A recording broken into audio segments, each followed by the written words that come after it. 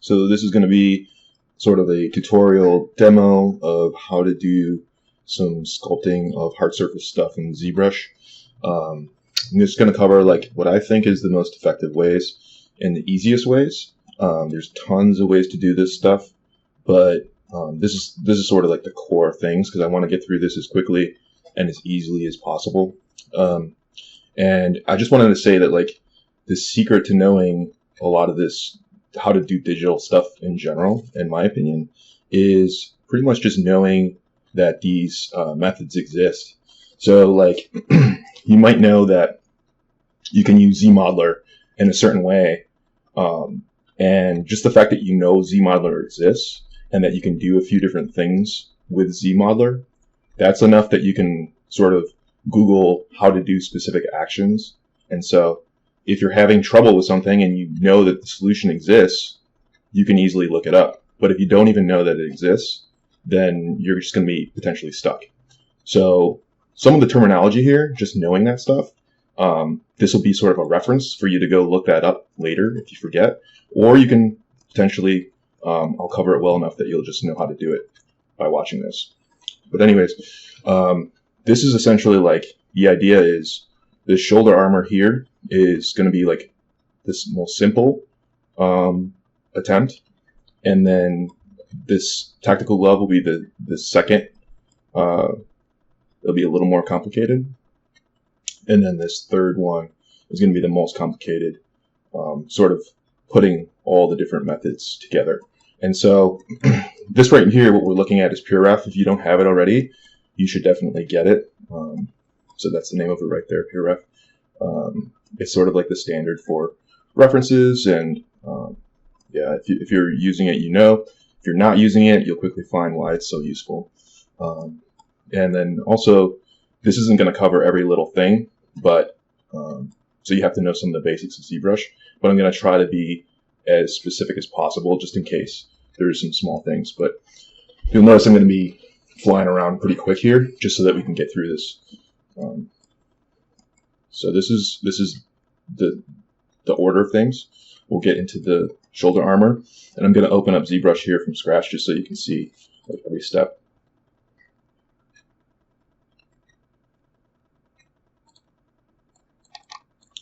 So default polysphere, go to Lightbox, going to open up this guy and from standard ZBrush.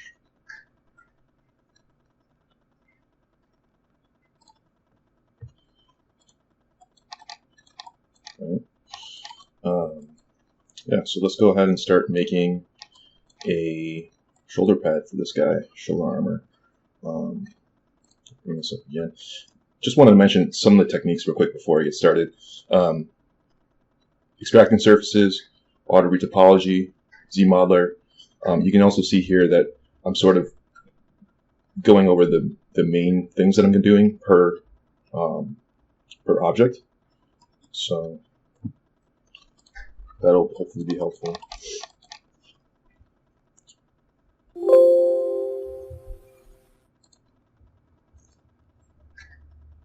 Okay. So the fastest way, I don't prefer to use extract. I prefer to sort of select the area I want, duplicate the mesh, and then go from there. So first thing I'm going to do, like with this UI, I'm going to link this. But essentially the reason why the UI is like this is just so that I can stay out of the tools and stuff and not dig through there, and things are a little faster for me. But you are free to set up stuff whatever you think is the easiest. So duplicate this guy. I'm going to delete lower because it has some subdivisions on it. I'll hide the first one. And then I'm going to turn off symmetry. And then actually, I'm going to open up this on a separate screen so I can see it when I'm making. Go ahead here, and I'm just trying to get the base shape to start with of this shoulder pad. And the shoulder armor kind of goes like this. I'm just going to do this really loose, by the way. I'm not trying to be perfect. for sake of being quick. So something like this maybe. And this will just give me like a starting surface. Once you have a starting surface, you can iterate on that, and it kind of gets easy because you can always just use that starting surface. So if I go to hide point, it'll hide everything except that. Okay. I'm going to delete hidden. And then I'm going to polish by features. It's going to get rid of these little jaggedy edges. So I have that here, but by default, polish by features is in deformation. Right there. So polish by features. So you can see that made that nice and smooth. I like to use a move brush and just kind of clean those things up a little bit. The move brush is like really one of the best tools, and it's one of those ones that it takes some getting used to, but you can really do a lot with it that you might think it wouldn't be so good for. So I'm just trying to like create some points here, because if I get like some sharper edges, when I auto retopologize here in a second, it'll pick those up most likely. Hopefully everything goes smoothly here. But if I look at the topology, it's actually not bad already. And what I could do is use like hard H polish to kind of push these little indents from the move in, just flatten it out a little bit.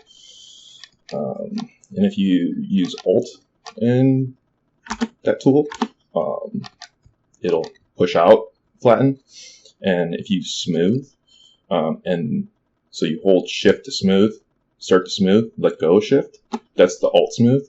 And generally that keeps the surface in the same shape without like, it tries to keep the shape of the surface, but also smooth, essentially. So, another thing you can see here, if I'm smoothing here, this creates those jaggies.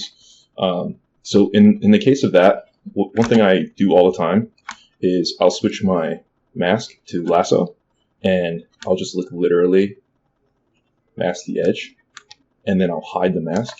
I have a hotkey for that, but it's over here. And then I can just smooth. Another thing too is hiding the mask is like a really, really important thing to get used to. I don't think a lot of people do that so much, but essentially like it's very distracting seeing the mask. So I like to hide it after I made my selection, so that I can really see what the heck I'm doing. Okay, but this is more than enough. I'm just trying to show some of these basic techniques that I use all the time. So you can see that, smooth that, not hit the edge. So if I just go here, I have some of this stuff, like I said, shortcut. So I'm just turning down the polygon count on the ZRemesher. So again, if you go to the geometry and the ZRemesher, like all this stuff is here, but I just have like the main ones that I use over here, so it's a lot faster for me rather than digging through here. And also, if you ever have a problem with ZRemesher, this legacy, you can turn on the legacy version, and generally that'll solve it. Sometimes when you hit ZRemesher, it just won't work. Try hitting legacy and then ZRemesh, and then it'll probably work. So I'm going to go ahead and ZRemesh this. I'm putting it on a low polygon count. I'm going to look at the polygons and make sure it's doing the right thing. Most of the stuff is fine. I usually turn and keep groups on, but since this is one thing, I don't have to. Just hit ZRemesh, see what it does. So you can see it's a little better.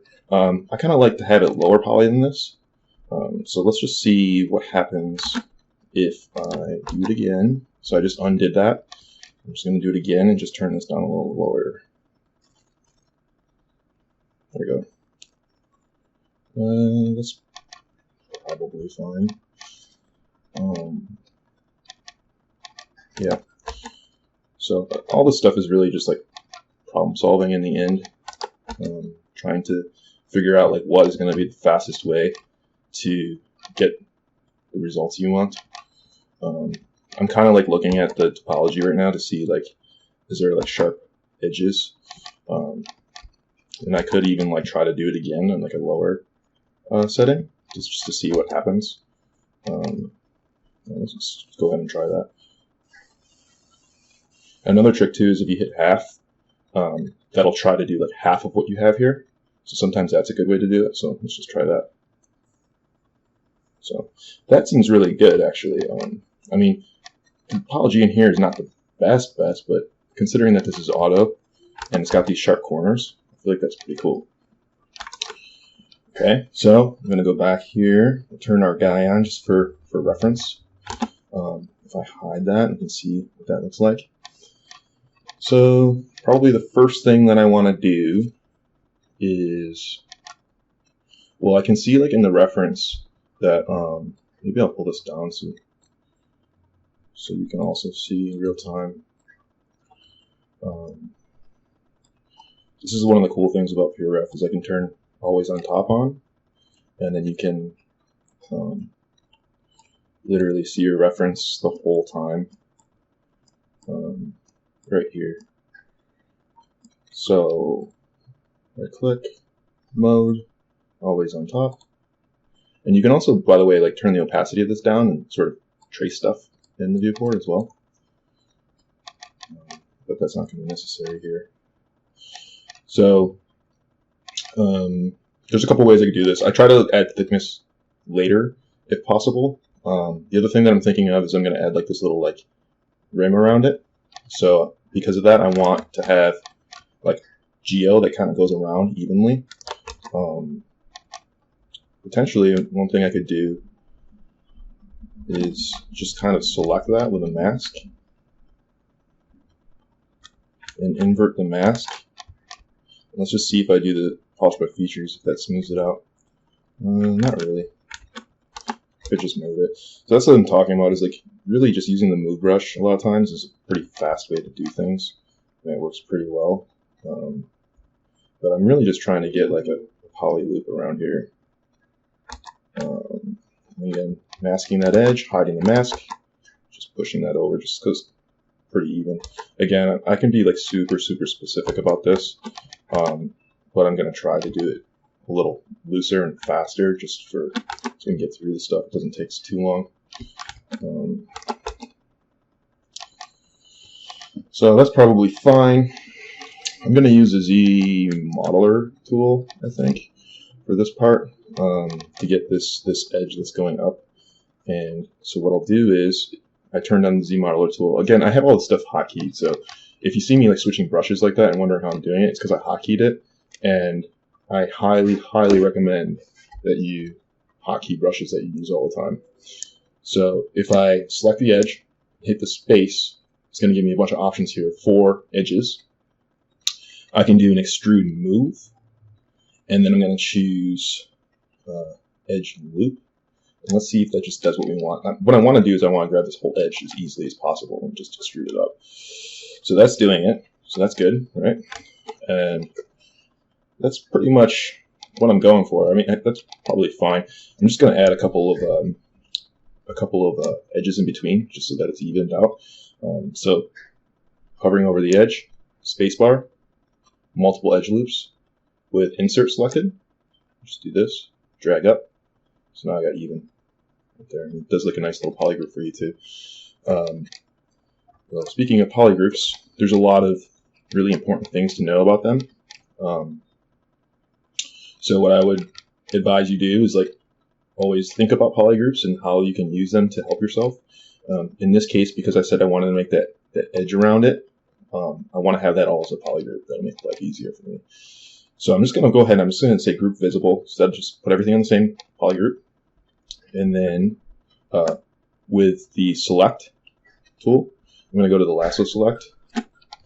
And what I do is I just kind of, there's one way of doing it. Go ahead there and then deselecting those ones. Looping around here, deselect.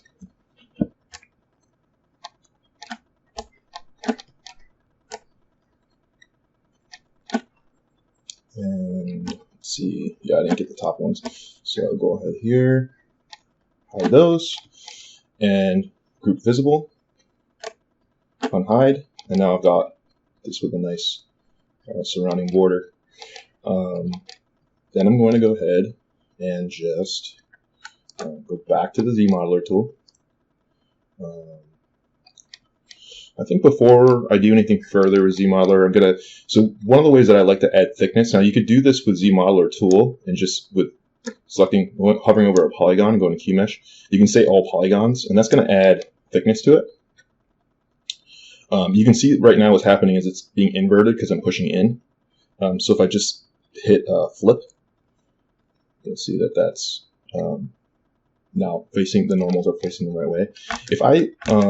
If I pushed out, it wouldn't have been inverted there.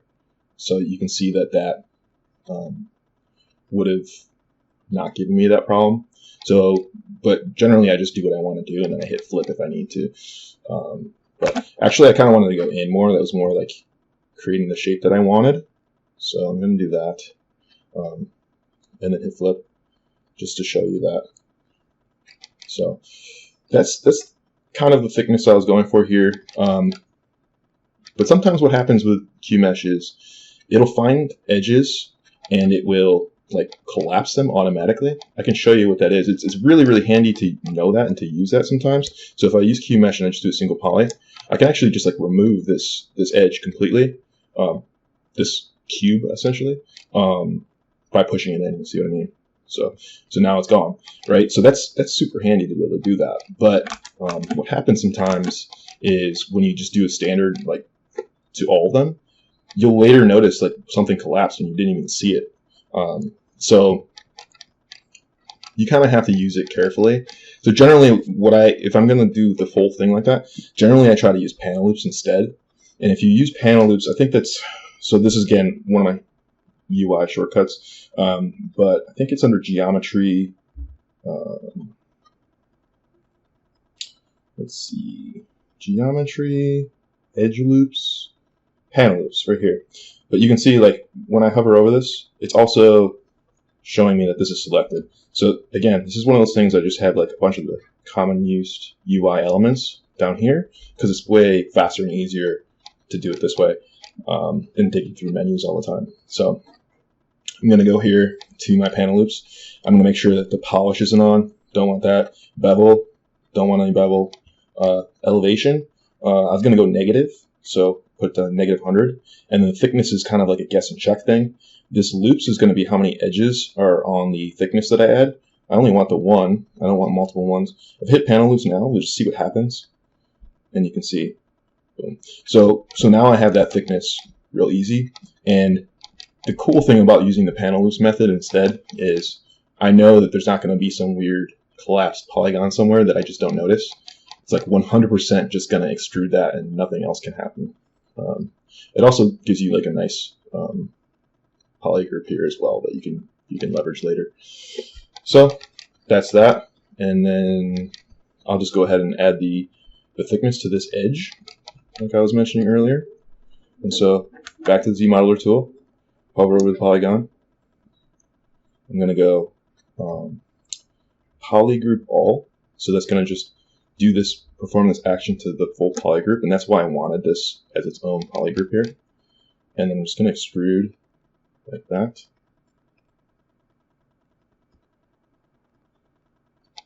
Okay.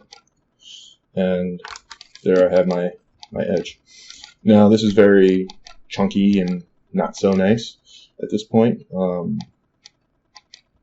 but that's fine because again, this is like you just want the shapes there, and then you can always like tweak them and polish them as needed.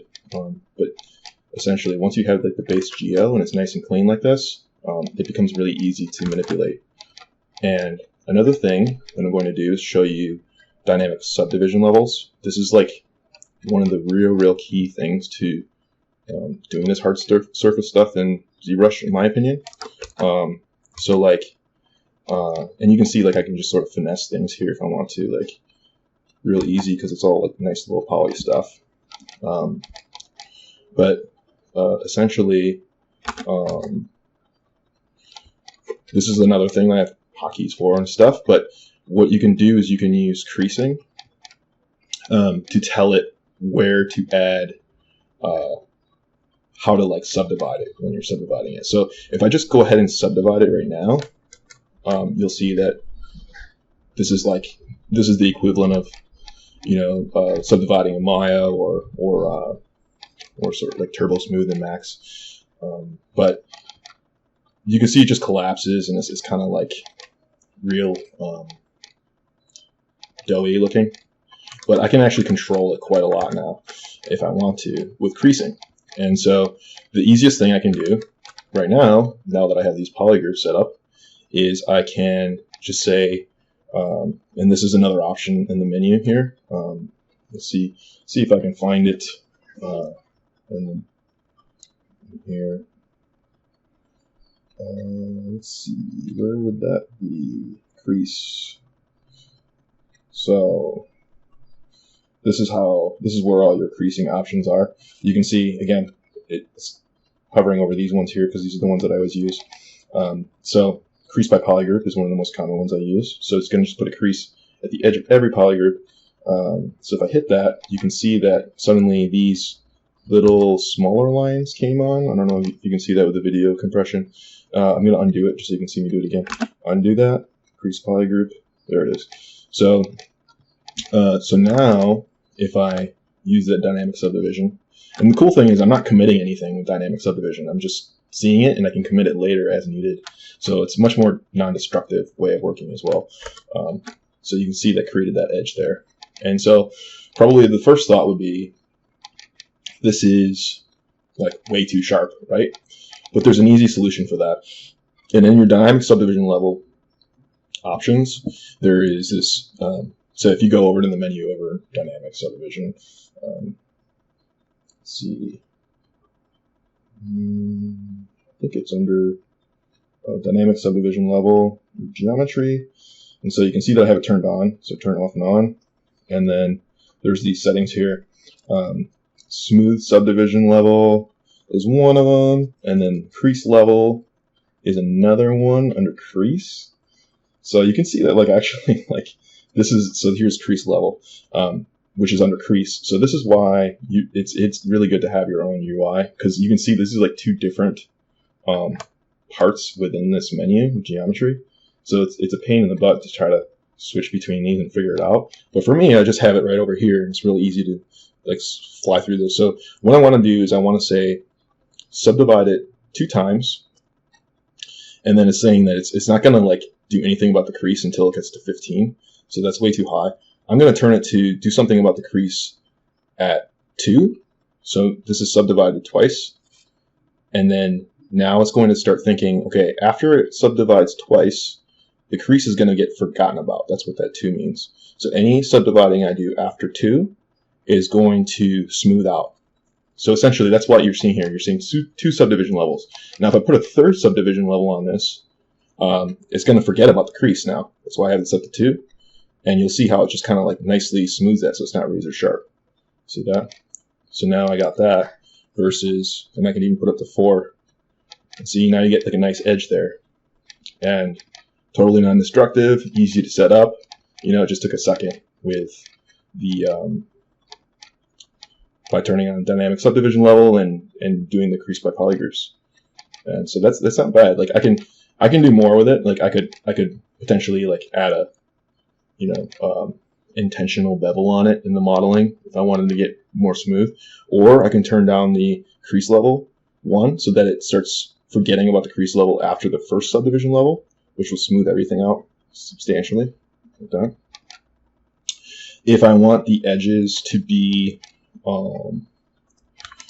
if I want this like corner to be sharper, I can easily go back here to this first version, and with the Z modeler tool, I can select it, hover over an edge, which gives me the edge options, hit crease, and crease edge.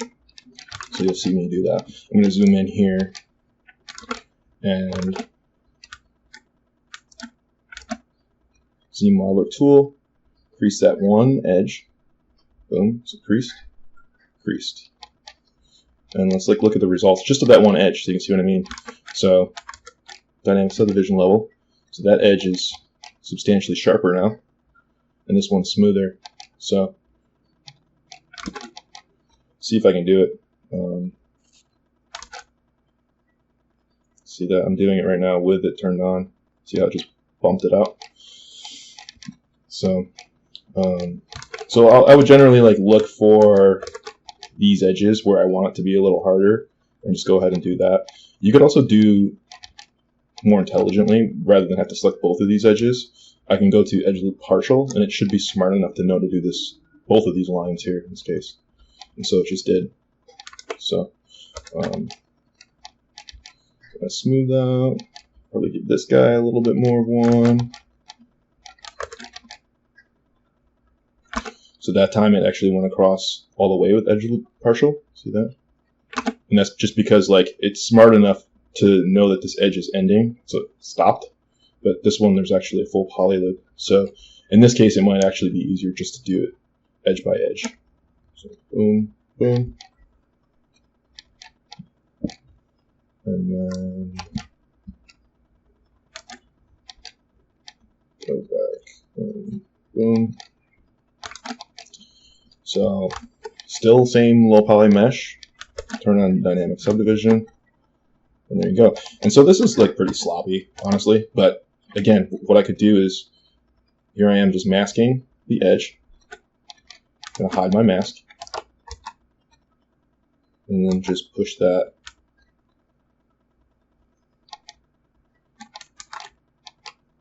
as needed.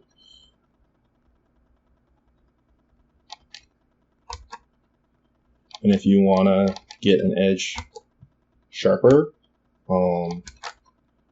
it's pretty easy to do that with just creasing it.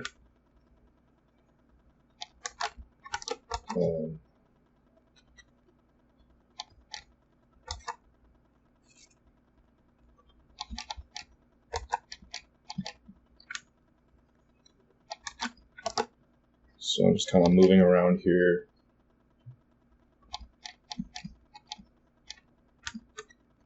Maybe this edge shouldn't be pushed out that way so much.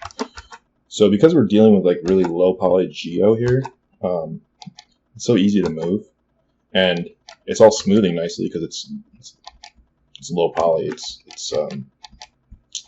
doesn't have too many things in between to smooth out. So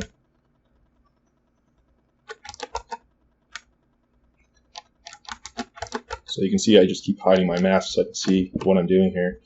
So definitely not perfect, but you can see that it's pretty easy to get it to where you want it to be by just iterating this way. Here I'm going to go ahead and crease this. Let's just try edge loop partial again, see if it will stop at this corner.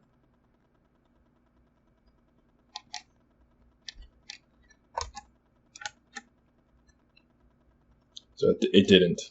So maybe just do one by one in this case. And I mean, another strategy you could do is I could just make this its own poly group and then do it by poly group. So I'm going to actually do that real quick just to show you. So I could go across here and go full way, but a lot of times it's better, because you're going to want the poly groups anyways, to just have it properly poly grouped. So if I select just this poly group, and then I go ahead and hide with that lasso there, group visible, and then there we go. You see that I undid the creasing that I started. So, but if I do crease by poly group now, it's going to sharpen the edge up for me because I have it as poly group. See that? So boom, boom. Yeah, and you know, if you want to change the shape of this thing, pretty easy to do so at this point, because again, that's the beauty of working with low poly here. So it's like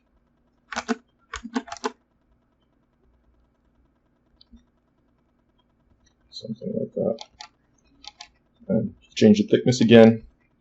If you don't like it, you can just easily add the thickness over again, start over with it. Maybe this is just like your first rough pass, and then you want to make it cleaner afterward. But yeah, it's pretty easy to work this way and get clean results, but like in a very loose kind of way. So there's that example. Let's move on to the next one. So the reason for this next one is just because it's the same kind of stuff, except for in this case we're going to actually be sculpting some of these panels in and then extracting them. So we'll try to get through that one quickly. And again, like if you want to read the steps more in detail, I kind of have it in here, but we're just going over that. This first one, we extracted that surface, we auto-retopologized and polygrouped, we use ZModeler, and we use the creasing and polygrouping and dynamic subdivision level. This next one's going to add in the hard surface sketching and sculpting, essentially. So go back to this guy here. And again, I don't recommend, a lot of people will extract stuff by masking something and hitting extract. There's a number of reasons why I don't do it that way. I think duplicating and hiding the surface of what you want is the better way. I don't want to get into all the details of it, but just my recommendation is if you're not doing it the way that I'm showing you here, just try it out and you'll probably see why this is a little bit cleaner and better way to do it. So I'm just holding Alt and clicking on my original mesh, and then I'm going, generally I always just leave the subtools since I have all my shortcuts over here. I just leave that open because then I'm navigating just through here. So that's the easiest way for me. So what I'll do here is I'll just go ahead and, oh, and by the way, because this is low poly,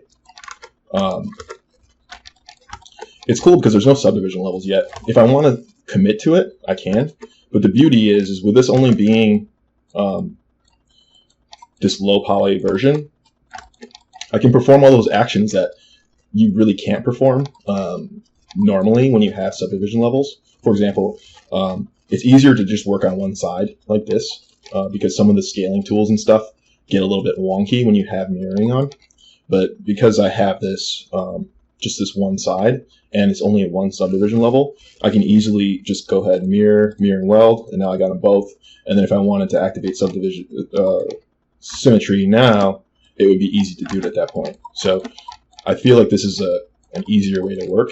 And then if I'm like, okay, I'm 100% sure this is the right shape that I want, then I can actually go ahead and just say apply for my dynamic subdivision levels, and it'll actually retain. So I'm going to go ahead and do that just to show you. I hit apply, and now you can see I legitimately have those subdivision levels, and the dynamic is turned off. So, so at that point, you're being a little bit destructive. I mean, you still do have your original low poly, but now I can't do stuff like the mirror and weld. It'll say, you know, freeze your subdivision level before you can do that. And there's so many things that you use like that. So again, I just recommend don't commit this stuff until you're just absolutely certain, because it's sometimes a waste of time to go back if you need to. So we'll go back to this original guy, and let's just very quickly. Okay, so the gloves are going to be stop at the wrist here. So let's take a look at this geo. If I look at the geo, I can see there's like actually there's kind of like a loop here. So maybe I'll just select that. And so what I can do here is I just deleted lower because the subdivision levels. I don't really want the subdivision levels. Actually, potentially I could just switch this on the lower one. It'd be easier. Yeah.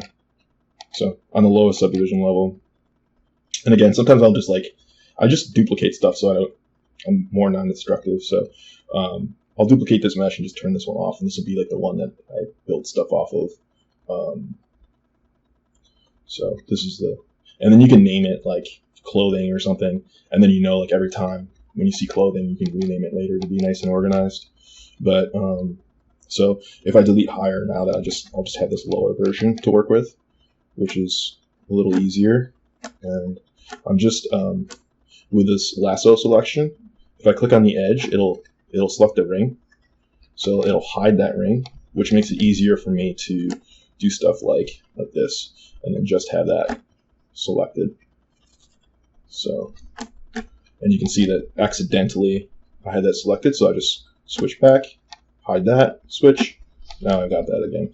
And one thing I like to do too is turn on double. This is in your visibility settings. I have it over here, turn on double, and so I can see the back side, the back face now. A little easier to work a lot of times. So this will be my glove for starters, and I'm just going to say delete hidden. And now I have the glove. Looks like I've got 2 of them. It's probably fine for this time, but sometimes, you know, like I said, it's sometimes easier just to work on one, so I would delete the other side, but let's just leave it for now. I think it'll be fine. Again, I can go to ZModeler, select the edge, extrude move, say edge loop, see what happens. It's also a good idea, I'm not going to do it here, but it's a good idea to save when you perform certain actions with ZModeler. Sometimes you might do something that causes it to crash. So just be aware of that. I mean, turn on autosave too. So went too far with that, so it's pretty easy for me just to mask it, invert the mask, just jump there, put it over there. Right? And so I don't really need to be specific about this, but let me put this back on just so we can see it. Another hotkey that I'm using a lot here is the like the hide everything except for the thing that I'm working on. Can't even remember what that's called, but it's like an isolate selection essentially. So let's see. So I got this here, and sometimes, you know, like maybe I want this base mesh to build stuff off of. I guess I could always come back and do that later, but again, you can always duplicate stuff based on if you think that you're going to need the original version. In this case, I'm just going to start subdividing to show you this method that I was talking about. So let's just say that, like, well, I'll go back. I mean, I could just like go ahead and make sure that I push these out so they're more like glove shaped. This is just with using inflate, and just I could just spend a little bit of time to sort of inflate this. You could also use the inflate over here, which will just do it overall, the whole thing. So, like, maybe that's like my glove, and I think that that's good enough, right? So I'll use the inflate brush, or I'll use the deformation inflate, which I have over here for ease of access. So that's another good reason for having this is a separate mesh, is you can just kind of push things and pull things and see what's happening. So I'm going to start subdividing this, and what I would normally do here is sort of just like smooth this stuff out so it doesn't look like so much like the hand, and it starts to look more like the glove shape, right? And fingers are going to be like thicker like this. And I'm switching tools here really fast, but basically if you hotkey stuff, it's so much faster to work that way. Also, I have smooth stronger here. Since this is starting to be more polygons, it doesn't want to always smooth. So it's good to have that handy too. That one lives in Lightbox, so if you go to Lightbox, another one that you just really want to keep up in your UI, I'd say. I think it's under brushes. Let's see. Brush. And then smooth. This might be in the way for my seeing what's going on.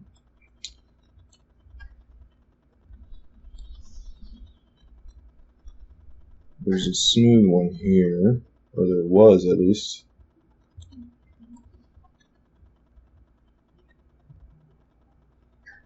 Smooth. Yeah, it's like, I guess this isn't. Maybe this is the way it goes for alphabetical order. Up and down. That's confusing. Smooth stronger, but you can see there's other versions too. But mainly just smooth stronger is what you want. So if you select that, then it'll switch your brush to smooth stronger. But since I have this in my UI, I can easily just go back and forth between these two, selecting smooth. So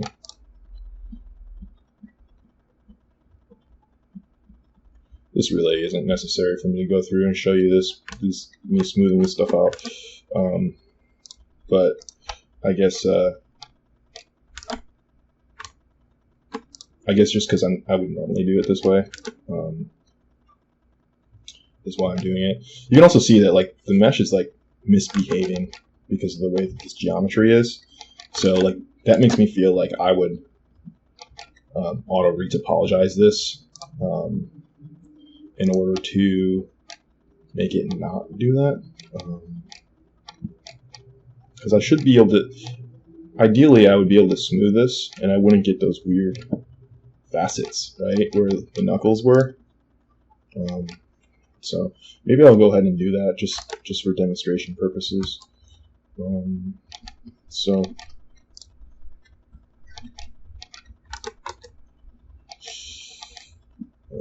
Yeah. So again, auto retopologize. Looking at this here, auto retopologize is another one that I always want to save for. Maybe I'll save it just for good measure here. Save as to the desktop.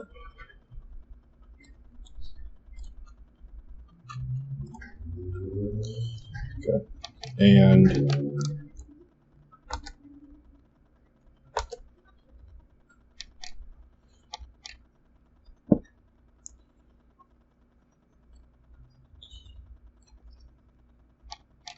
so let's see what happens. I mean, this should do an okay job.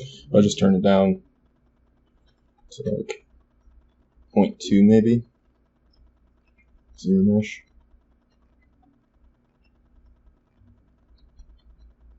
You see it's thinking.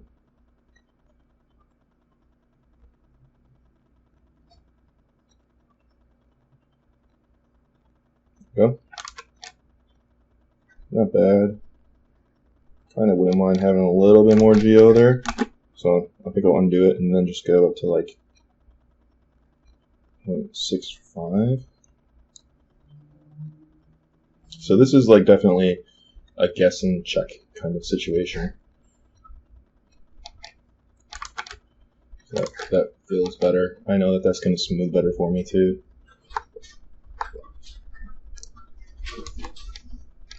So you can see how much nicer that is to work with. I don't need smooth stronger in that case.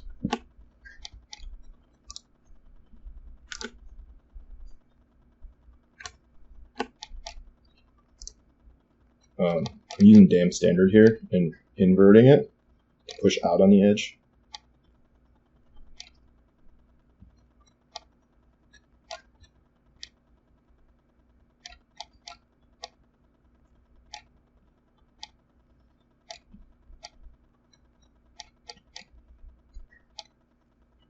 Because I just know that that shape is going to be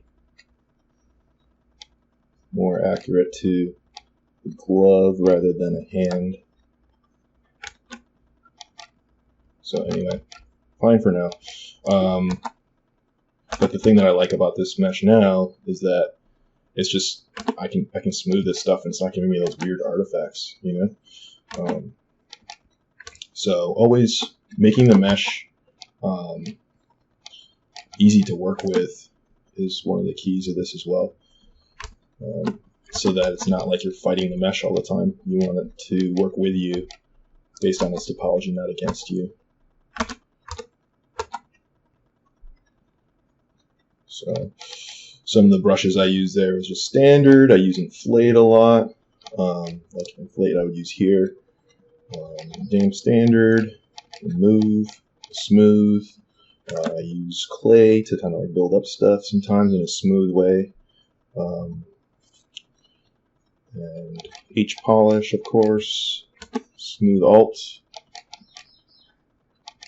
So move on to the next thing I wanted to do here, and that is essentially like I could go through here and start like, so this is like a test with the Orbs Crack, because the Orbs Crack is like a sharper version of Damn Standard, so I do like to use it to cut into stuff a lot like this. But you can see with this test, it's like, okay, this is too low poly, so I got to add more subdivision levels. So I'm just going to divide, 600,000. I think that looks okay. Essentially, like what you could do here is you could just start sort of sculpting this edge around by cutting in. The other way you could do this as well, potentially a little less destructive and easier, is like paint it with the mask. Sometimes I'll do this with the lasso because I feel like I somehow get like cleaner edges. I think I'll try to do it with just the freehand this time and see how that goes. But it's good because I can sort of like see what the space and how it's relative to the other shapes before I'm committed to it. Because if I was just carving this out, it would be a lot harder for me to get like the exact lines that I want. But this way I can just sort of paint it in. So I can see like a little curve there, for example. It's kind of like a cool trick. Since I'm working on the right hand, if I hold Alt and Shift and left click on this, let's see.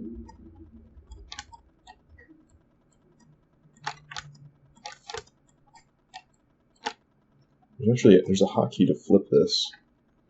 Trying to do that. I feel like that is it. Oh yeah, I think I just didn't. Yeah, I just didn't have it selected when I was trying to perform the action. But it is Alt and Shift and left click and then drag. So you just got to make sure that you have it selected. That's all. So like if I wanted to see that facing the same way that I was on the same hand here, that makes it a little easier to translate those shapes to see it the same way. I can just do that right in Pure Ref, which is really handy because if I had to do that in Photoshop and then repaste it in, that would obviously be a big pain. So kind of the moral of that story is you can look up what the hotkeys are in Pure Ref, and you can right click and go to settings, key bindings, and you can go through this list and see all the key bindings and change them and stuff. So I recommend that you familiarize yourself with some of those because I think using just the defaults is probably the best option, but you do have the option to not use them, make your own. So I'm not going to be too precious about these changes. I just want to show you that the main points here.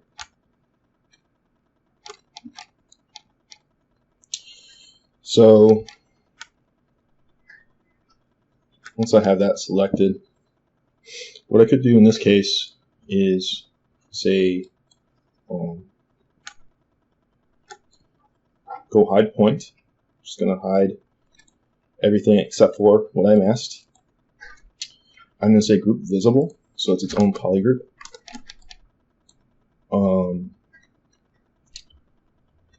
So the polygroups actually aren't going to work so well because this is it's going to only respect the lowest subdivision level. So if I switch back down, the polygroup won't be following the exact same thing. So this might be a case where I just want to duplicate this mesh and say maybe delete lower. So I have the original with the subdivision levels. Delete lower, group visible, and that'll actually keep this exact same polygroup. But and then I can duplicate it again if I want to. But this is just like one of those problem solving type things where just trying to figure out like what is the best way to do something. So let's see. And I do recommend naming and organizing this stuff, but I don't want to waste too much time here.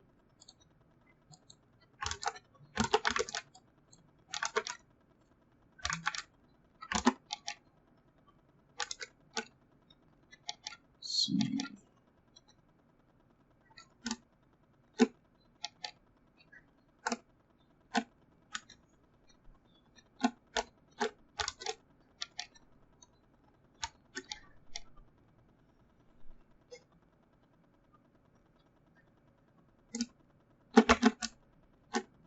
Let's do polish by features. Smooth that out a little bit. I'm literally just trying to like get like a little indent on this the main mesh before I this is like a weird bug where sometimes it'll like mask the other part that you didn't mask. So sometimes just like switching around what's visible will solve it. I'm just trying to get like a little indent here, to be honest, like on this one, because I'm going to extract the shape on the one that we duplicated. So on this one, I've already deleted lower, and I'm just going to select this guy, have only this delete hidden. So now all we have is this one piece, and I can polish by features, Let's ZRemesh this. Something like 0.3 maybe. See what happens with that. That's cool. It's fine for me. Yeah, the one thing that I'm like looking for a lot of times with this, when I do retopologize, is just that I have a loop going around, which I do. So that's all right for me for now. I could make it lower if I wanted to, but probably not necessary. So I got this there, I got that one there.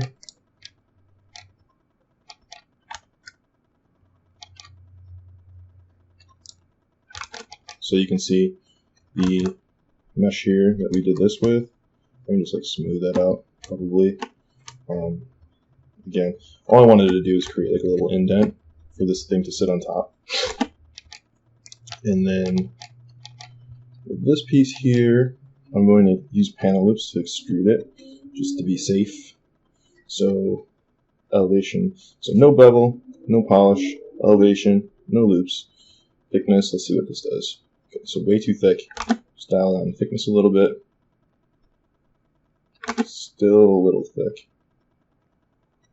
Maybe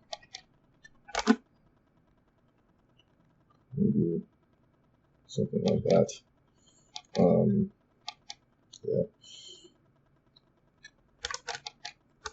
I think what I'll do is use ZModeler and just put a little edge right here. If I go to single, I can just slide it right in there. And there we go. I do want that to be a more smooth transition. So if I just select that poly group and then mask it, unmask, that way I don't mess up the lower edge if I smooth. So that keeps that in place.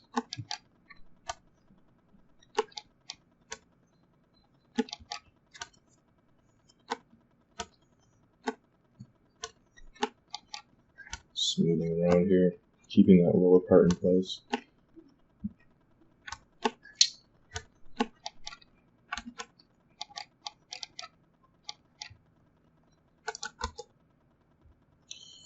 And yeah, I mean,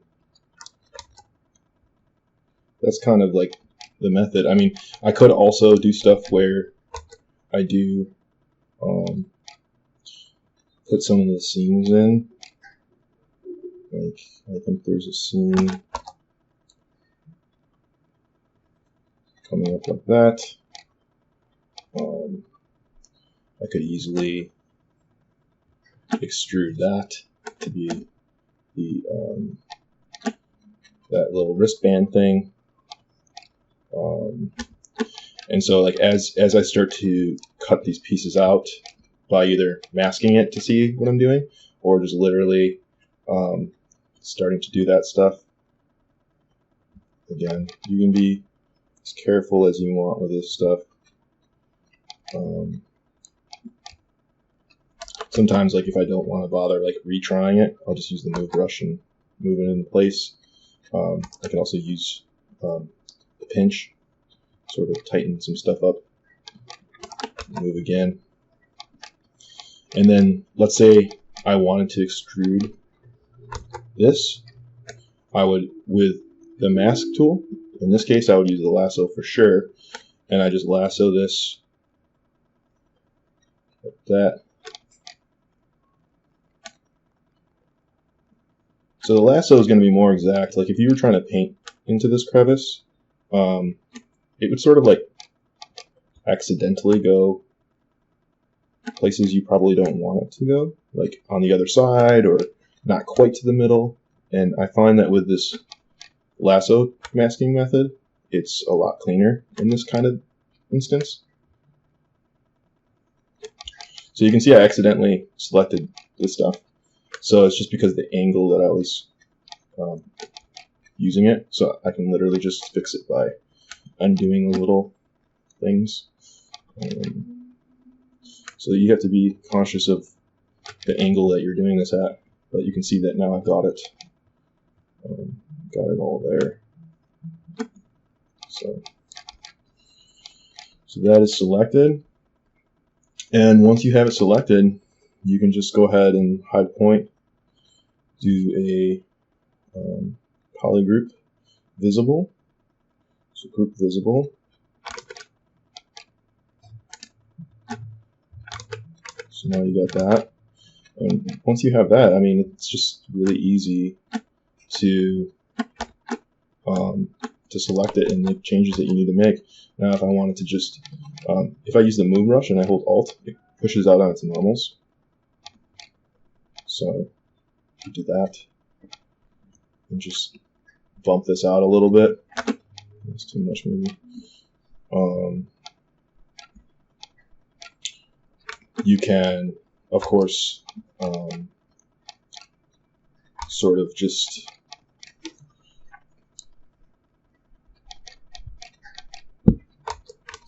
separate this piece off to its own piece if you want to get it cleaner. And I do clean up edges a lot just by using the move, and then maybe like some dang standard, real gentle on the edge. Pull that out. Alt hard polish that edge. So some of this like finessing stuff you just get used to. And then if you need to get like the really clean shape later, yeah, you can always just extract it again. Auto retopologize. Go from there. It's pretty easy. This, like, if I see like this kind of edge, and I'm like, okay, I want to preserve that edge, but I don't want to mess this other stuff up. I just like lasso those things to keep them in place, and then I'll smooth it like that. So, and then I kind of lost that edge a little bit, so I could just go in again and do that.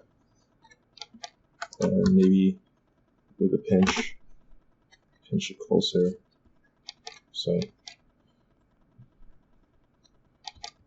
but it really just depends how you want to handle this. Like, actually, when I look at this, I see that this would actually be pushed in,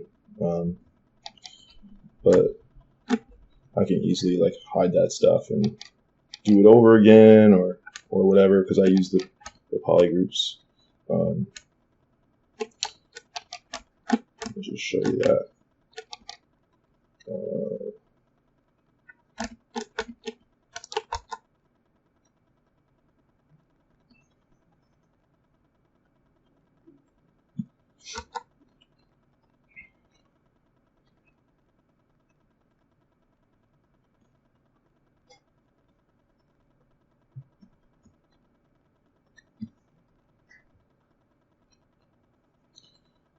So changing how that is layered, essentially. And if you're getting distracted with that mask, which is easy to happen, you can see things a lot clearer if you don't have it on.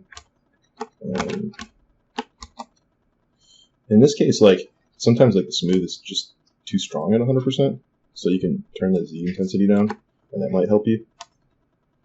So that's a little bit better probably. And as always, just break it off and retopologize it and push them together like we did this one as needed. But it's just a matter of like getting things blocked in sometimes, and then you can clean it up more and more as you go. With this one, I would like literally just try to bump these knuckles out that I see here a little bit, just using the standard brush. Maybe subdivide it a few times.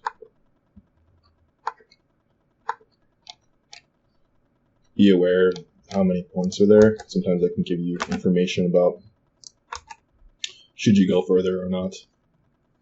That's a damn standard.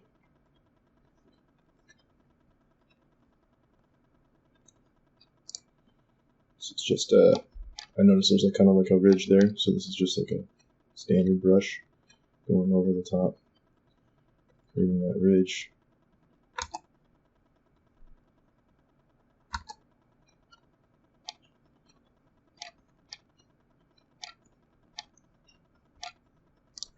So I like to use inflate, gives me like a better result sometimes for this, like if you just want to pump something up a little bit.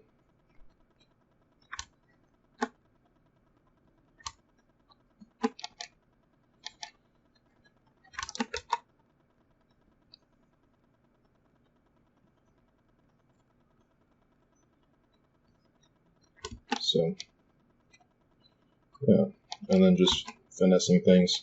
I could later cut this stuff in, maybe use like a lazy mouse, like turn the radius up and stuff.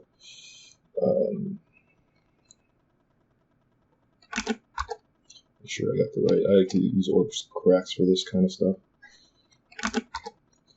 Sometimes you gotta go really small these things to get the right feel. Just keep testing out.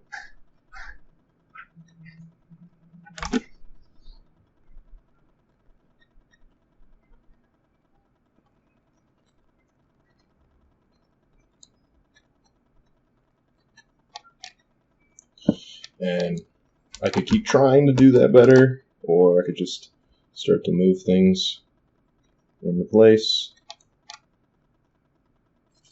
which is generally what I wind up doing because it's just sort of easier. But the whole time that I'm doing this stuff, I'm thinking about the topology underneath, and would me moving this cause any problems for me down the road or make it more difficult to work with? It's just all considerations you need. One cool thing to know about the standard brush is it doesn't mess with details like this. It just kind of pushes out and keeps them the same. So it's a really good brush to use once you have some details to try to like work on the form more. Now if I were to use inflate, it would absolutely mess up the smoothness of those. So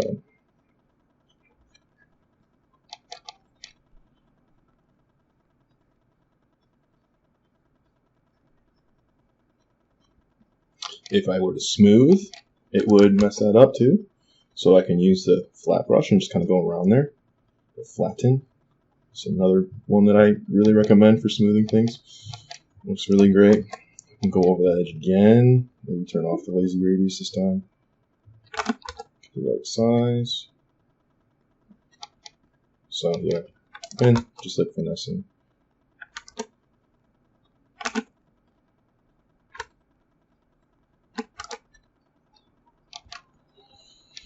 So that's pretty much that. Just keep breaking things up, keep adding your details, and try to save the details more like for the end if possible.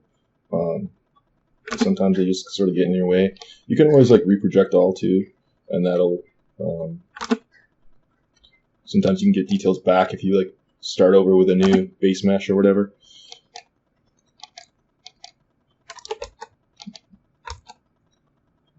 But yeah, and don't be afraid to go down some levels too, to kind of like work on like the base shapes, because that'll like keep some of those details you had in there.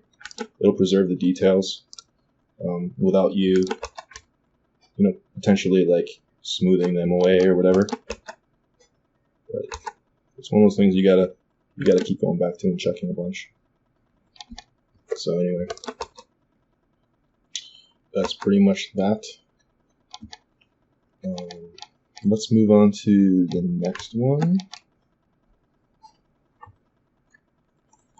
which is this guy.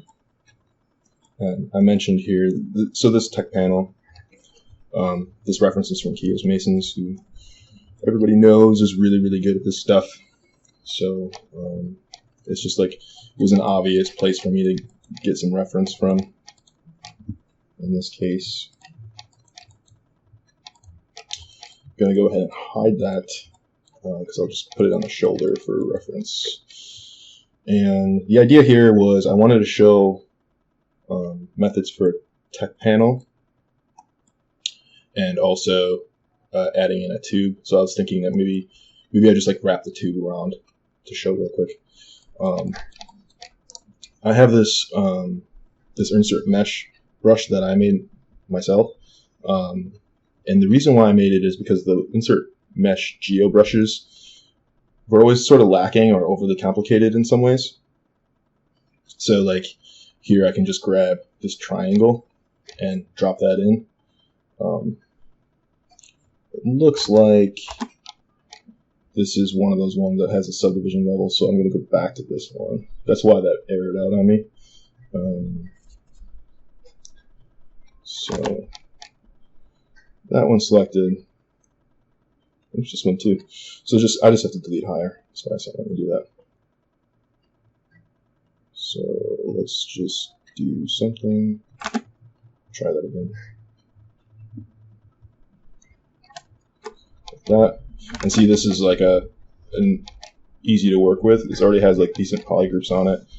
It's all quadded. See the little edges there. So just kind of nice to use. See, this scaling here, the reason why that's doing that is because symmetry is on. If I didn't have symmetry on, it would scale properly. And that's kind of like what I was talking about, how it's easier to work without symmetry sometimes. So what I'm going to do is I'm going to turn off symmetry. And it's going to throw this like way off, but I'm just going to delete it afterwards anyway. That's fine. But see, now when I scale this, it's scaling properly. So that's one of the reasons why I just don't deal with symmetrical stuff early on. It just causes problems. It's harder to work with. So if I go back over here now and just hide this, actually I'm not going to need this base mesh either. So let's do that. Delete hidden. Let's not hide that so we can see this. So now we just have that one piece to work on. And usually when I'm doing this stuff is I'm just looking for the base shape to start with. In this case, the triangle. I can also see that the triangles has like an edge here in the middle. So I'm just going to rotate that around so that I can use that in a similar fashion.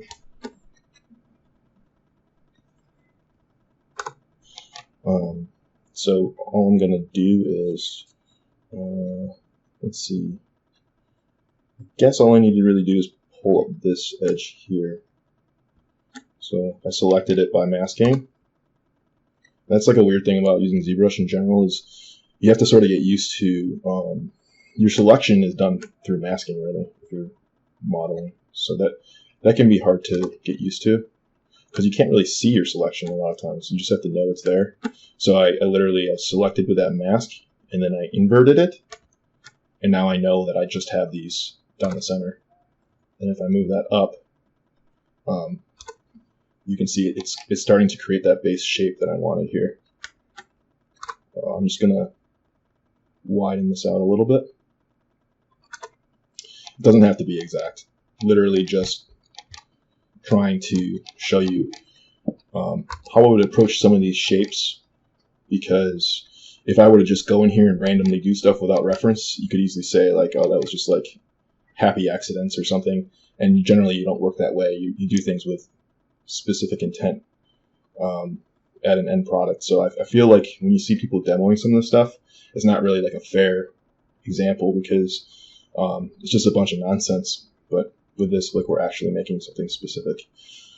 So with insert, right here, single edge loop, just going to go ahead and insert edge loop. I must have not had the edge. So one thing you can do if you accidentally are selecting a poly and you mean to get an edge because there's two things really close here, I can just hover over this thing and say do nothing. So now if I accidentally select one, it won't do the polygon function anymore. It'll just literally default to the edge, which is what we want in this case. So what I'm seeing here is I'm seeing like there's something in between here, a little like space. So I'm trying to establish that space first. And I will now, with the lasso and selecting the edge, I can hide that whole loop in the center and invert that. Say group visible. So now I have my own group here. Hovering over this, it was at do nothing. Now I'm going to switch it to key mesh. And now I'm going to do by polygroup all. And just push that in.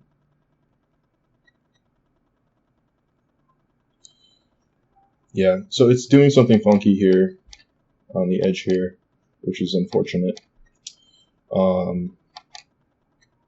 So alternatively, what I could do maybe is create another edge and just kind of move it in. Not really super ideal, but that might be the best way to handle this. Yeah, unfortunately. I'm just going to try to do it that way. And again, you'll always run into these situations where something's just misbehaving, and you have to sort of problem solve to figure out how to deal with that circumstance. I'm just going to insert another edge here, like real close. And another one down here, real close.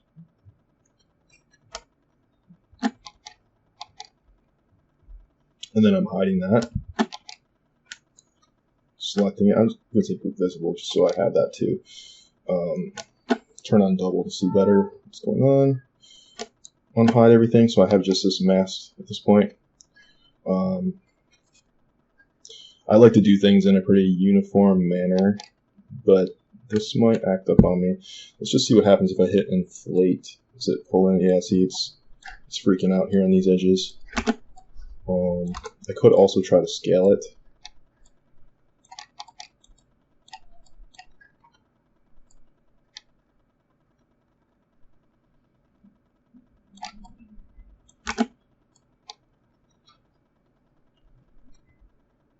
So that's working all right, actually, based on where that was. So what I did there is rather than scale on all axes, by selecting this one, I'm just scaling on this red and the green. So holding Alt and clicking on this, it just pushes it on those two. Because if I did all of them, it would sort of like make this thinner as well, which I don't want. So holding Alt, it keeps that thickness there because it's not on that axis. So let's just do something like that. That's cool. Now, could always dynamic subdivide this thing, and you can see that it just mushes into some hideous shape. But if we use the polygroups that we've been creating this whole time, it should do all right. So I'm just like assessing the polygroups that we have here, and I can see that we got these edges and stuff.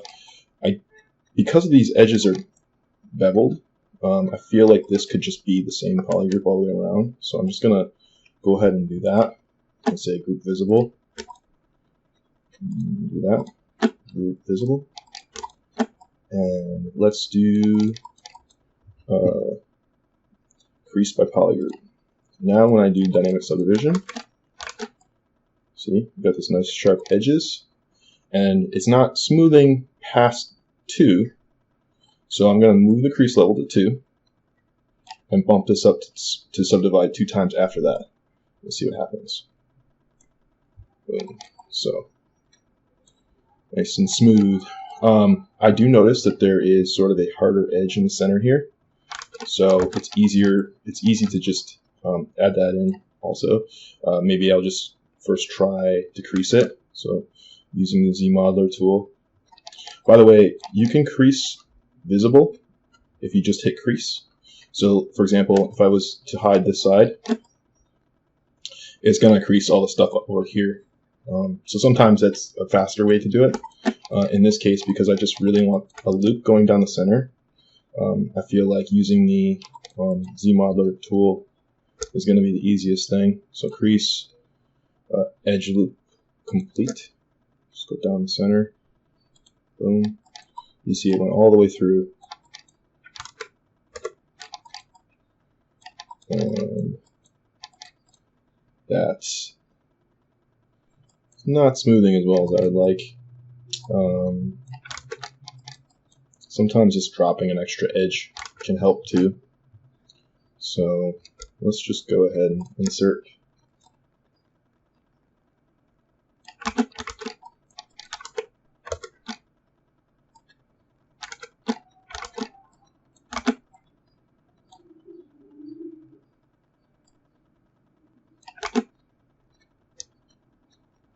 Oh, I had inset instead of insert. So insert on the edge.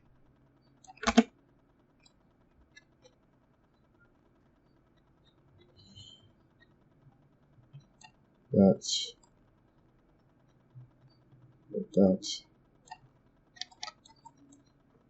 Let's see what happens. It's better.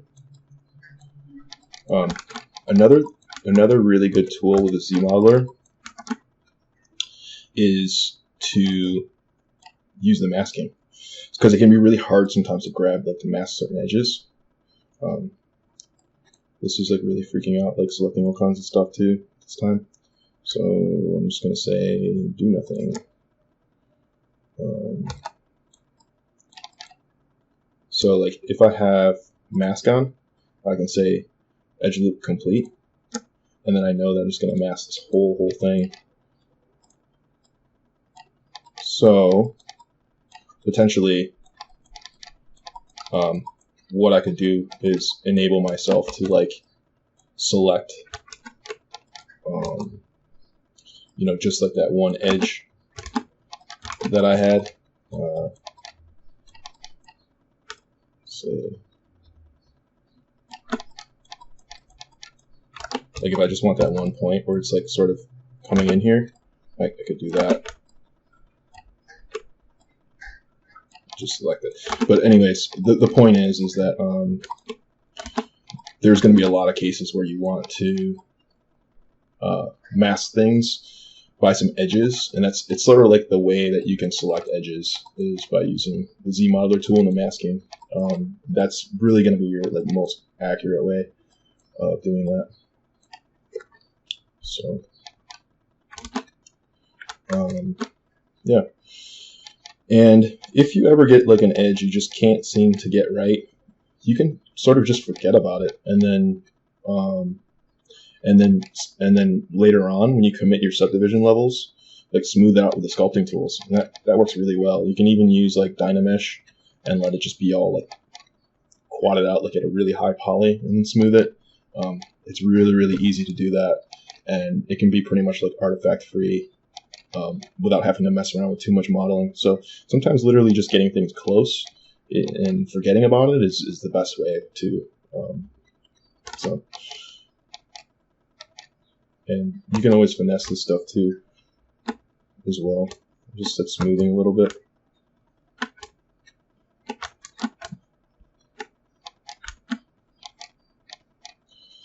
So let's continue. So the other major shapes that I see is like this centerpiece.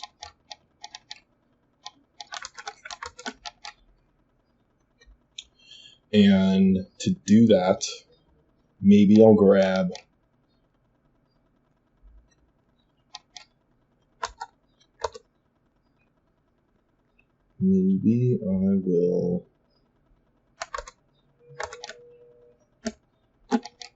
let's just show this. I'm always trying to use shapes that I've already created as a point of leveraging things. So if I just go ahead and actually, this is kind of a cool trick. So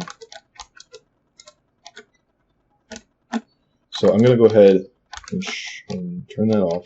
Just go back to like your regular poly mode so you can see this. The Z modeler, I'm going to leverage the fact that this is the poly group. So I'm going to turn key mesh on, and I'm going to poly group all, and then I'm going to pull this up. If I tap Alt, it'll bring, Alt will switch the poly groups. If I hit Control and hold it, it'll actually take the surface off. So now it's just like a separate plane. So you can see that. So I just like basically like grab that whole face or group of faces by polygroup and then just ripped it off. So the nice thing about that now is I could have potentially duplicated the mesh and then deleted the hidden, like just isolated that and deleted hidden, done the same thing. But obviously this is a lot faster to do it this way. And since I'm going to try to create like this triangle in the middle, I think that it'll be pretty easy for me just to use the modeling tools from here. And so with insert selected, obviously like insert will insert those edges. Just go back to do nothing. It'll insert edges, we know that. But if you hit Alt with that, it'll delete them as well. So I use that sort of hotkey a lot too. I don't need this guy.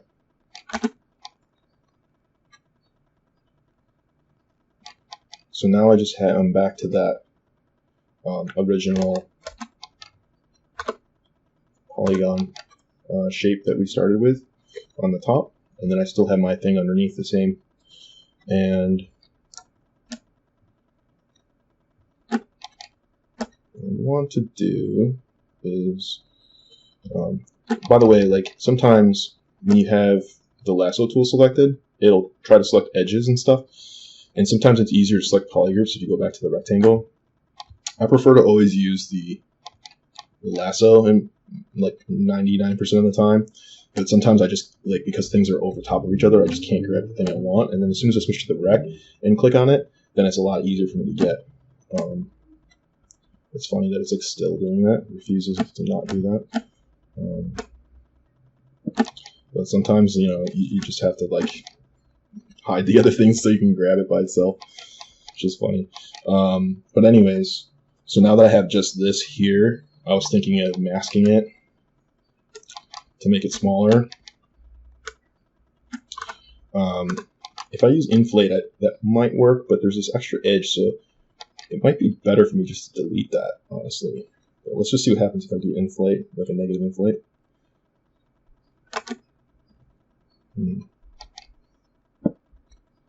It's actually like weirdly pushing it down. I think that, again, I'm just going to have to scale it.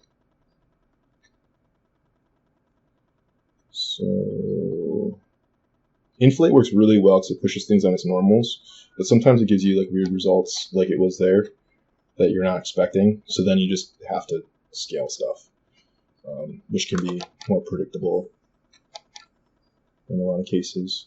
So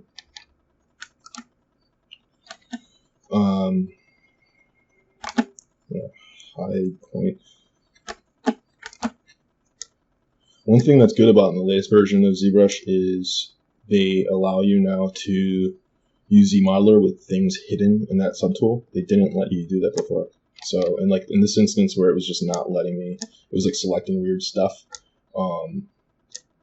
It makes it easier to work. It should work. Oh, maybe it's not actually letting me do it now. Key mesh, polyball. Yeah, it's not letting me do that. I thought they changed that. Let's see. Just move this out of the way. I'm having a hard time seeing my menu.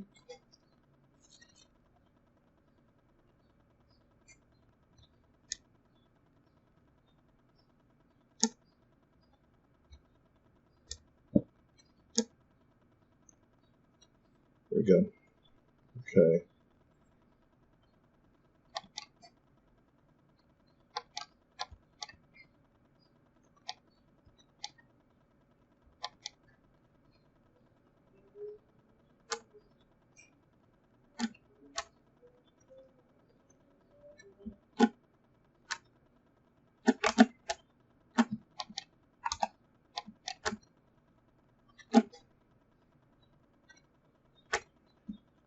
Just trying to isolate this top part right now so I can mask it. But I think it's misbehaving so much because I've got all this stuff like right underneath this thing that I'm working on. So in this case, it might have been easier to like work as a separate subtool and then merge them later. But I'll just continue working through it. I just wanted to get like this sort of like smooth top kind of feeling. And that's interesting. I think that this somehow got unmasked. That one vert. Let's try that again. There we go. It's better.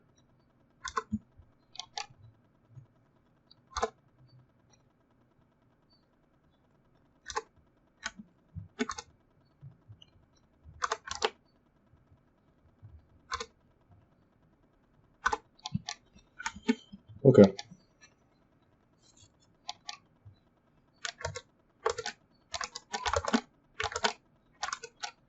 So going to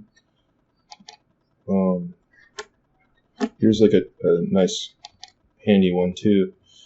There's an option to group by normals, and you can control the distance. So if I think about this, these strong angles here, I just want to pick it up at the strong angles, so then I can use the group by normals. So what I'm going to do is I'm just going to put this down to like, try something like that, like 27. It's actually 35. And it's like kind of like, it just knows based on this break that it should group like that. So that'll work fine, because once I have those polygroups, I can just say crease by polygroup, and now it's actually smoothing okay. So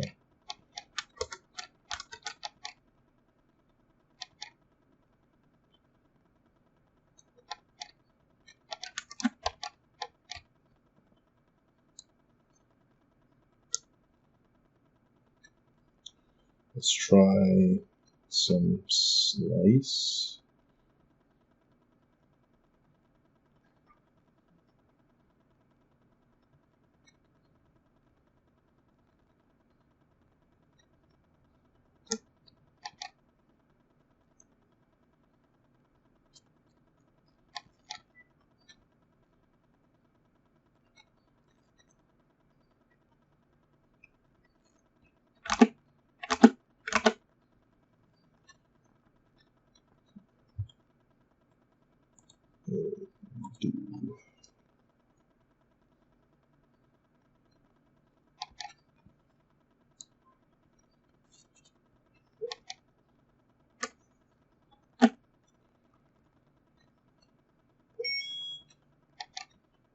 Trying to figure out why it's not letting me slice through this. There we go. Yeah.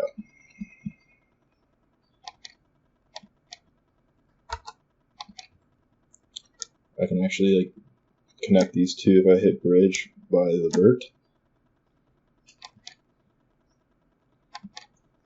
Move that.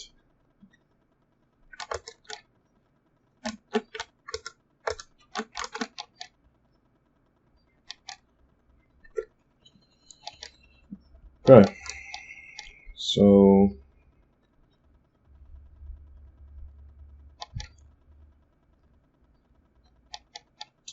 maybe it's time to merge these shapes together.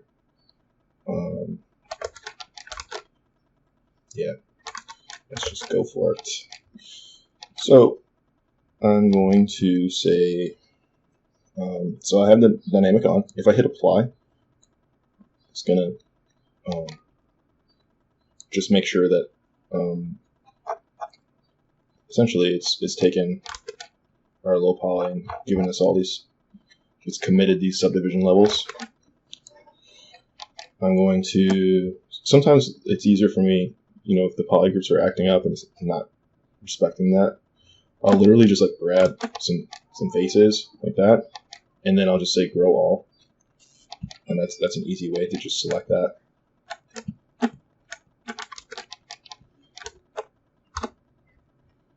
And I'm going to move that into there so that it's pushing through.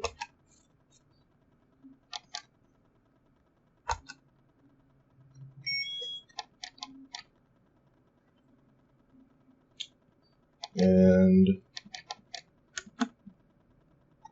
if I do something, let's actually just do smooth stronger.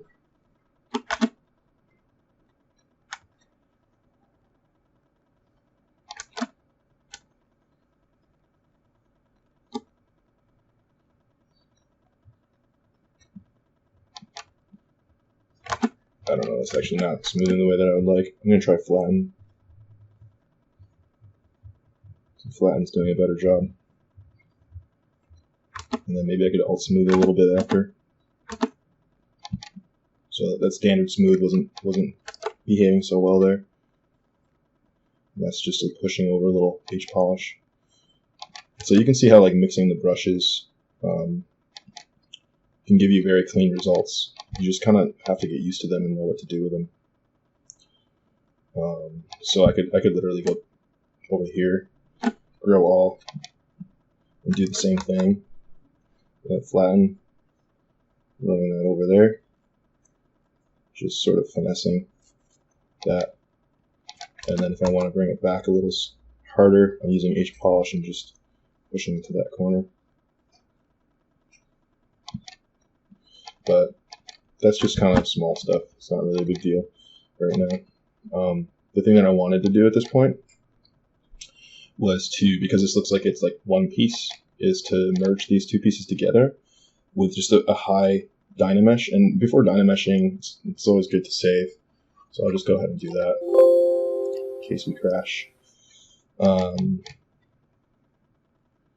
So this is it's always a kind of a guess because this stuff is all dependent on your scale. And since I started with some base mesh, I'm not even really sure what the scale was there. So I'm guessing with normal numbers, assuming that the scale was accurate to start. But sometimes you just have to guess and check also.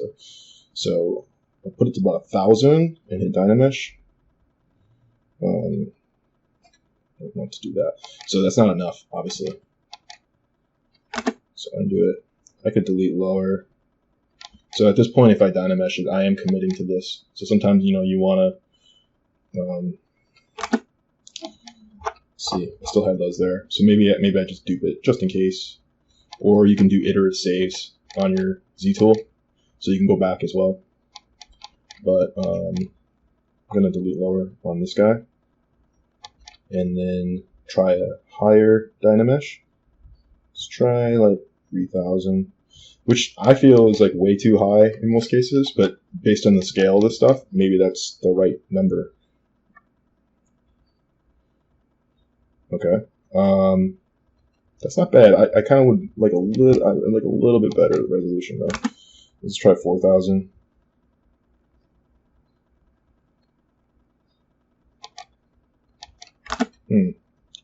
maybe even more. And what you can sometimes do as well, if the scale's not right, you can just scale everything up or down in your scene, and that'll solve that issue as well. So I'm just gonna do that though for now, and just live with that. One cool thing you can do is you can use this Sculptress Pro mode. If I turn that on and then I smooth, what it'll do is, based on my brush size, it'll tessellate and give me more geo. So this is something you can only use once you've committed to like having a lower poly mesh, or a mesh without subdivision levels. But see if I just run that down with a smooth, see how it's added all these polygons? So I'm just making that transition nicer. Boom. Between these, because that's mostly what I care about, is this transition being smooth. And I could do that as much as I want, or I could even subdivide this and smooth that way too. But sometimes you just want more geo in one spot. You don't want to subdivide the whole thing. So that's what this is really handy for. And you can sculpt with this on too. It's going to give you more resolution. It's just you can't use it if you have subdivisions. So it's one of those things to be aware of. So yeah, I mean, like, pretty much, like, before I merge this stuff, I'm going to turn this off. Before I merge this stuff, I could have done stuff like, if I noticed that this was like more of an edge like that, get that sort of pushed just right. It is hard to do it after the fact without kind of messing up your mesh, because if I push against the surface, it's going to put like a weird indent there. But if you kind of angle the camera just right, you can still do some of that without messing it up. So again, like if I was like here and I try to do it, it creates that divot. But if I just angle it just right, you can sort of get it to not do that. So this is just like stuff with the new brush where getting used to it can really help a lot. And of course, this isn't symmetrical, and it probably should be. If I want to make this symmetrical, I could always just like take this mesh, put it in the center,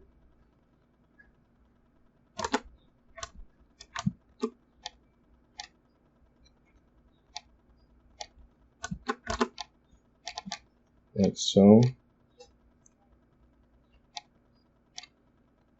and then just like work on it. I'm actually, like, when I'm taking this tool right now, I'm lining it up, because I know that this guy behind me is in the center. I'm lining up this arrow to him to be in the center as just like a kind of loose way of trying to get it straight. And then I'm looking at this gizmo as well.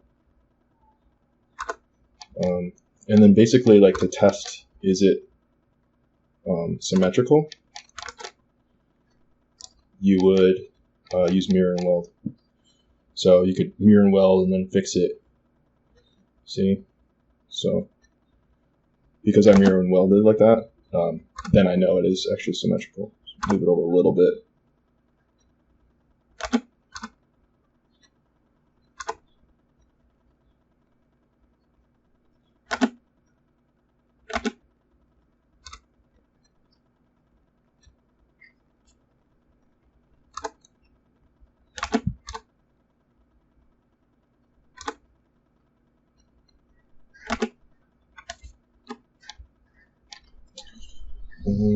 Perspective might be messing me up.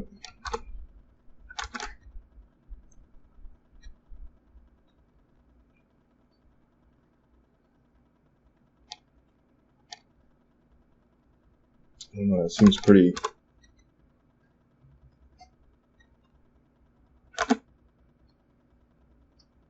Well, you can mess with it until you get it just right, or you could just sort of accept it and clean up based on where you got it. But pretty much just trying to demonstrate that that is like an option. So yeah, So then you'd have something that has proper symmetry. You could have started here as well too, like real early on, did the base shape there, get the right scale, move down the center. It's all about finding what you think will be the best for your situation. And then like in cases like this, like that's where I oftentimes will like use the mask and try to like, so I can isolate the corner and then maybe like somehow figure out how to smooth that out properly. So it can take some messing around. There's plenty of ways to approach that, but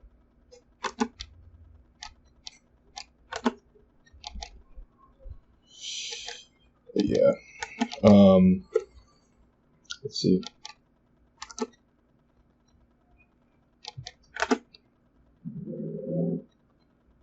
That was trim dynamic in the center.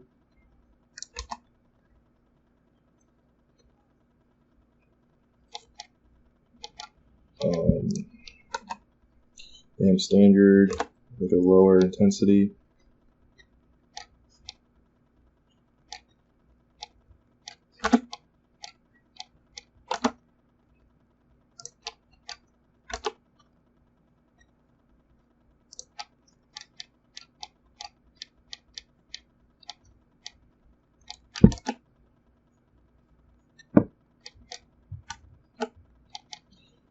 Yeah.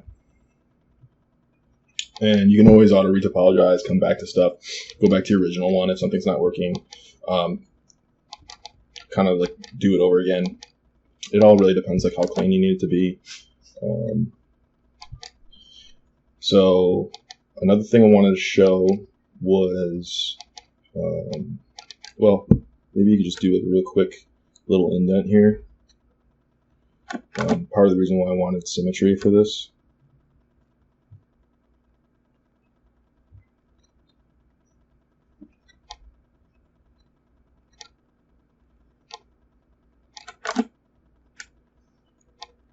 Just trying to mask real loose.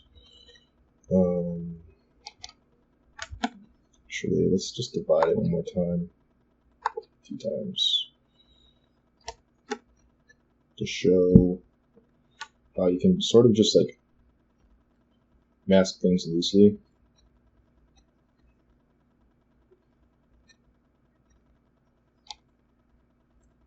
Using a combination of invert, mask. If I hold space, I can move it like you just saw me do that. So that I can move it with space and hit Alt and invert it. I can maybe try to, I don't think I want to sharpen it in this case. Still do have some of my polygroups there, so I could use those.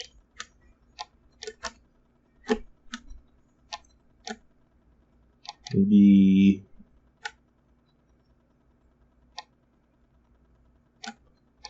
just right there.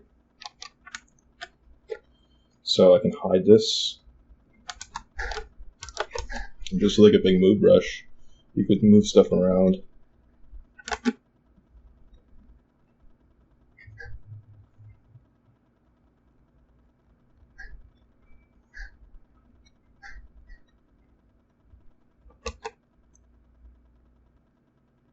And create some interesting shapes. Also, maybe just push that in.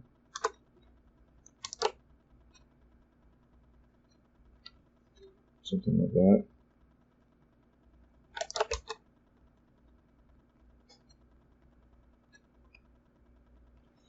In this case, I'm sort of just forgetting about the sort of error here, because I can smooth that out if I need to.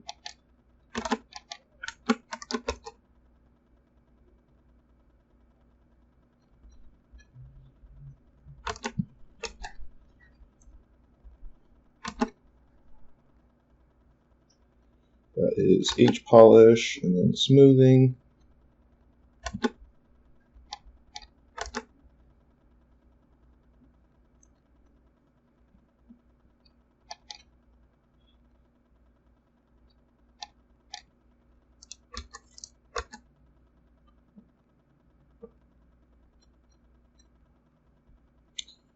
game standards, kind of sharpening up some corners.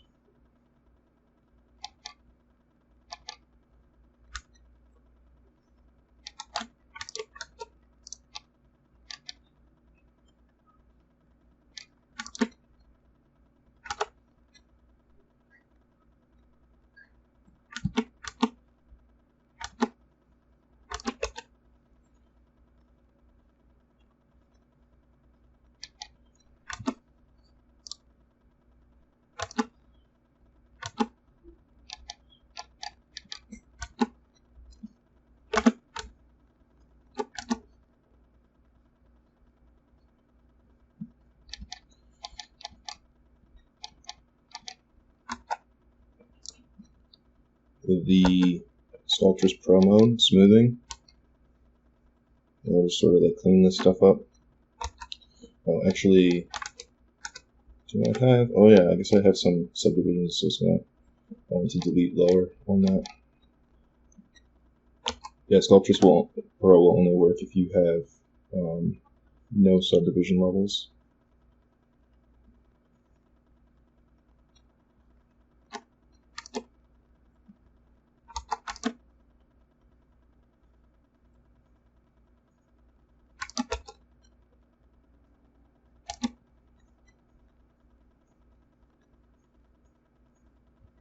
So, anyway, that's just like a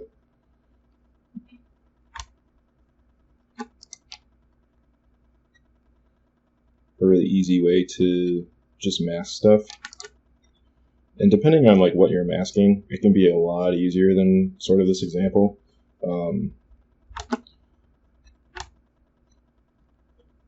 Some stuff like just behaves really well when you try to do that stuff.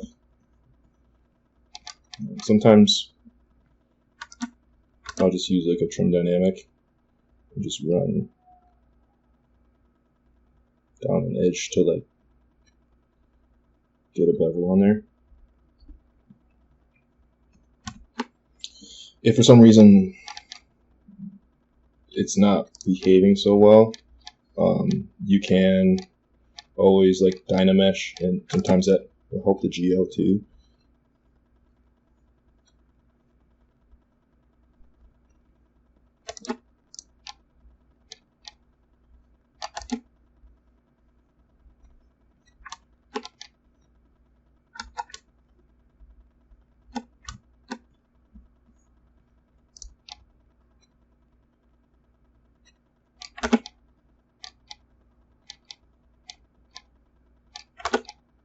That's game standard on that edge. Smooth with H polish. And so you can really just keep kind of going back and forth. And then, yeah, like I said, sometimes it's just a matter of, at that point, doing a new Dynamesh, and then you can just go over it with a smooth, and it'll just like literally clean everything up.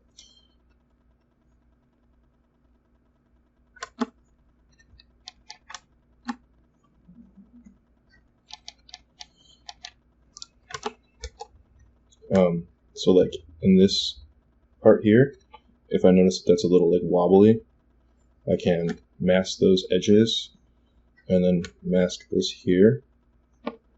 Just masking around, hide the mask, and then use H polish with Alt and not Alt,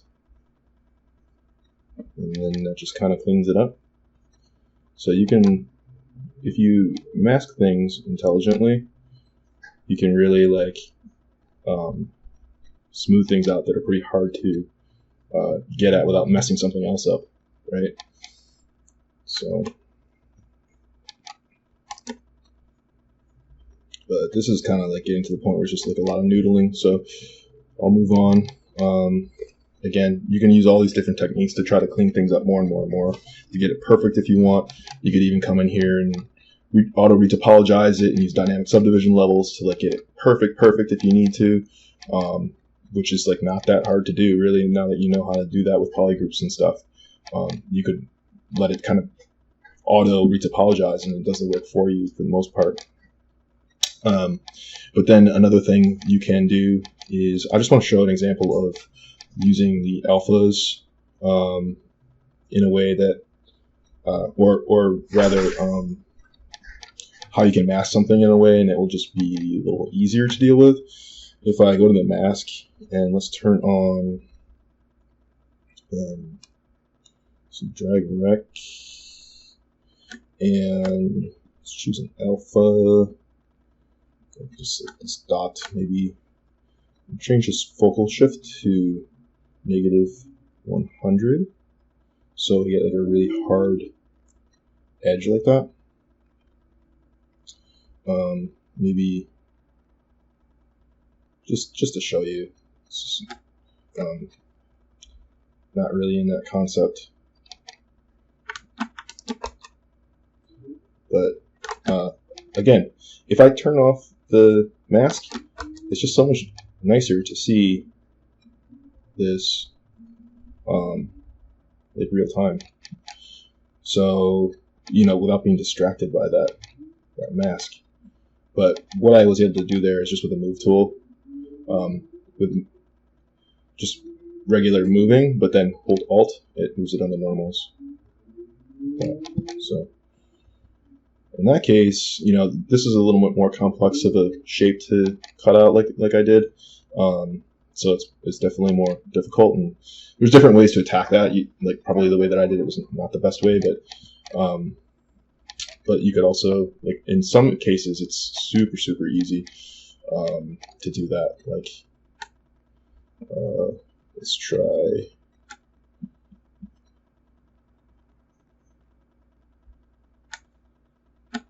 Oops.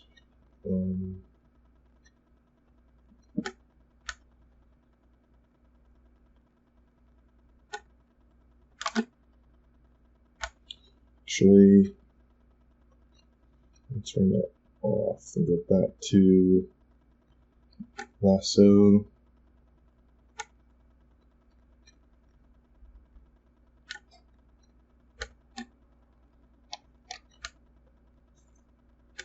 Okay.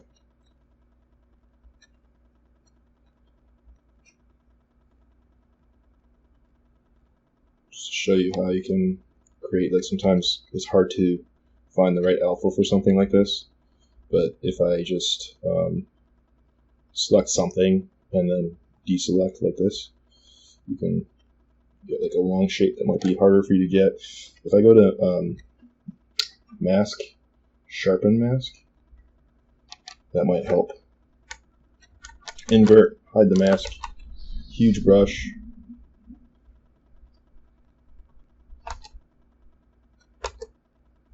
So, see how that works. You can do cool stuff too, like this, where you sort of like fade it in too. That might be a hard thing to do normally. But anyways, let's see. The other thing to cover real quick is the Boolean.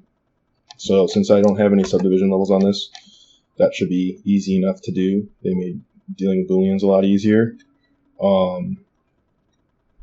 What I like to do is create a folder, and I'll just name this bool.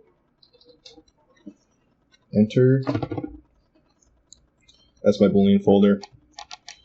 And so what I'll do is I'll switch to my tool here, because I'm seeing these little shapes kind of cut out. I just want to show you how you can do that real quick. So if I created that shape, I'm just going to move that to about where that would be. And let's see, a little bigger. Hide point, split hidden. See that my split hidden is now in another part of this folder. If I wanted to, I can name that, make it clear. But basically what I want to do is I want these to subtract from each other. And I want this to start here. Let's see. Where's this way to make this start?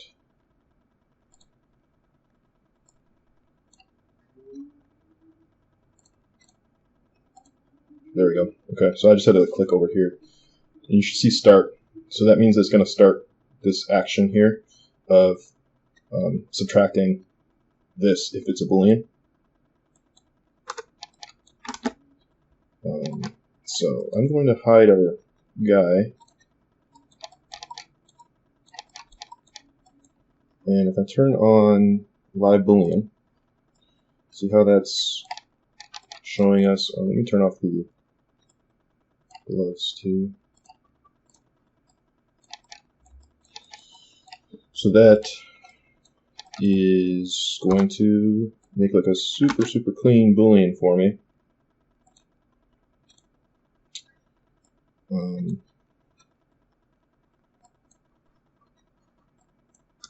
When I have it selected, you'll see the object, but when I switch back, you should see the Boolean happening. There we go.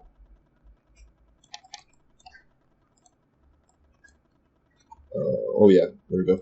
So I just turn it off and on, I guess.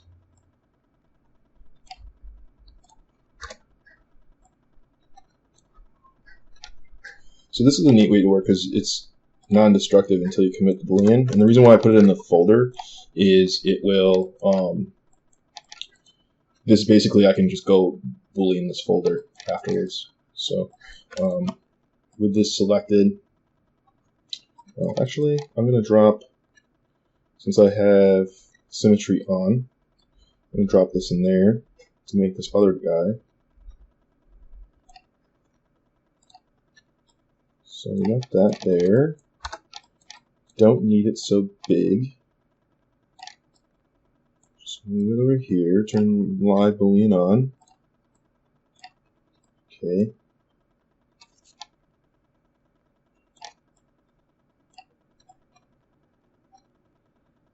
So something like this.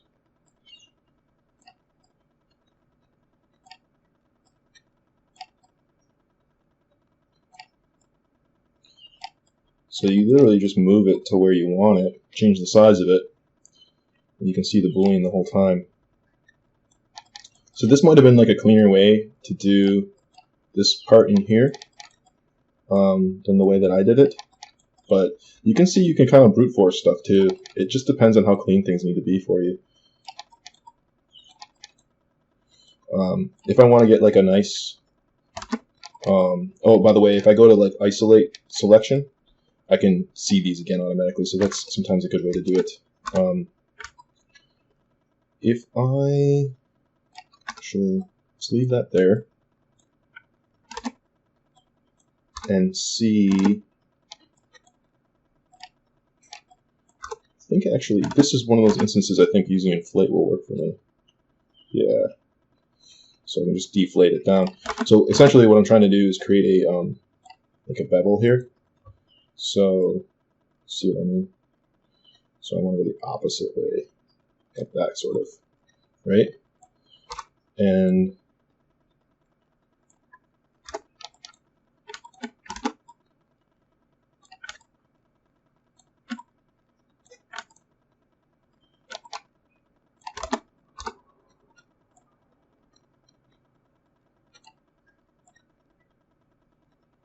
putting that in place. I probably went too extreme with that sort of like bevel shape. There we go, that's better. So you can just like literally move stuff around, which is pretty cool, to get whatever shape you need to get.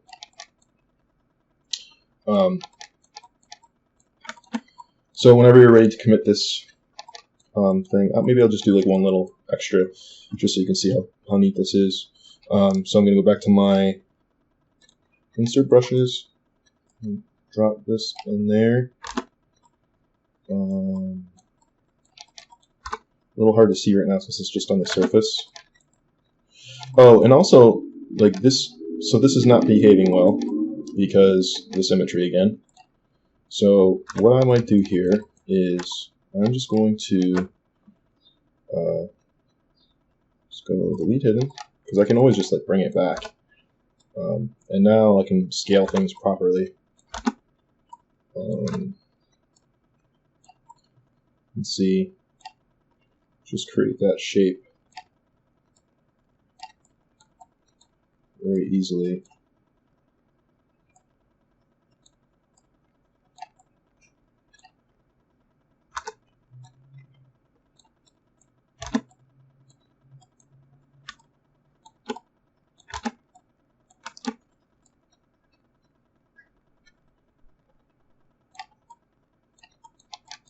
So that's kind of a complicated cut, but relatively easy to make with this method.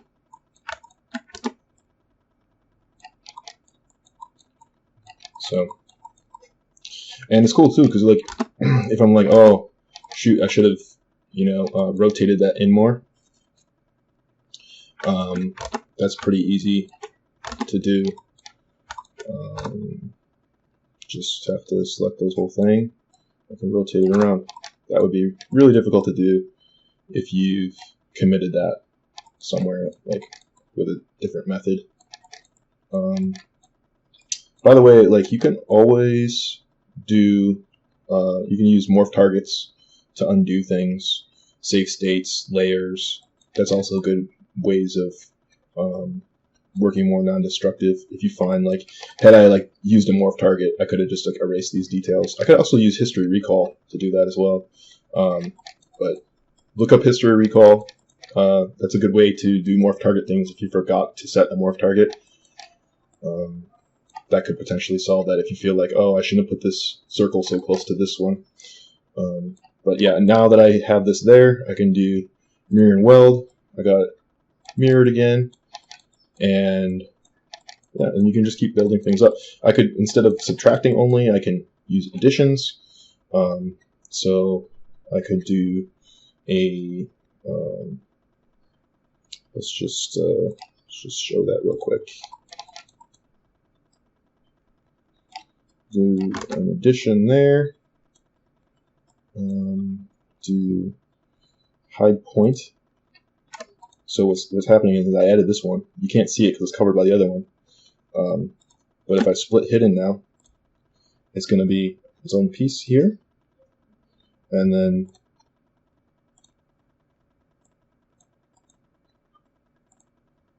let's do that.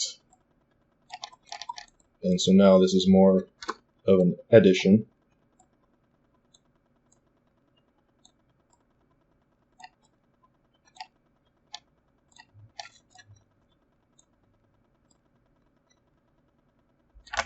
Probably doesn't make sense for that to be a different scale that way. But yeah. So you can see you can really layer things in complicated ways, get like perfect cuts as you need to. You can use the alphas as well. If I just wanted to use like a standard, more interesting alpha, I could do something like go to, or I could just use a brush. I don't even have to do it that way. So drag rec with standard brush.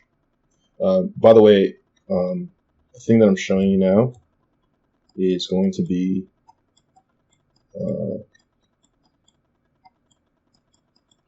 here, these settings. You see how you can do this. This is just the alpha brush settings if you want to do it that way. But using alphas like this is pretty handy. The only thing you really need to remember is to do this, you're going to have quite a lot of polys on this thing for this to work. Actually, I don't have that many on this. It could be subdivided more.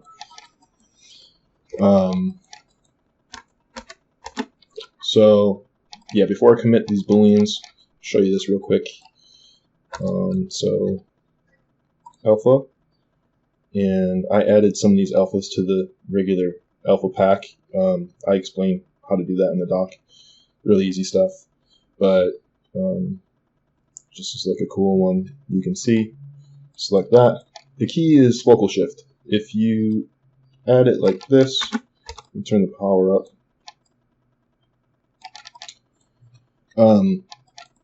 So this is actually not subdivided enough to do this. Let me subdivide it a couple times.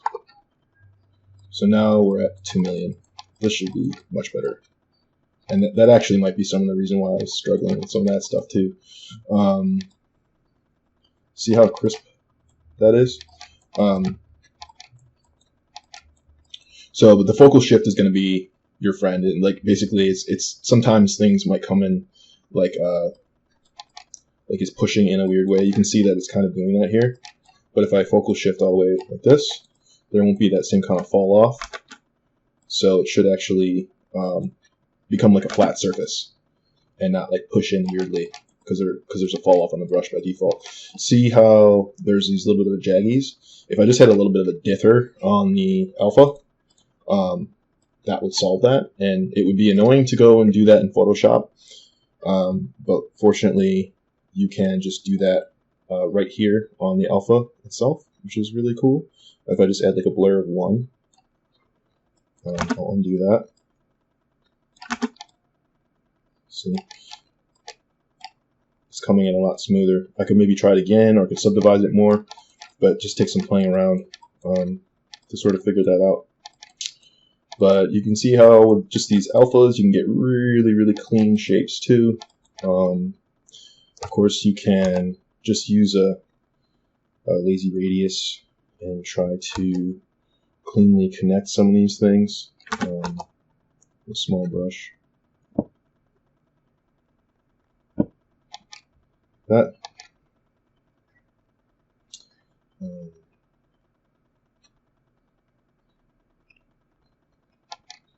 So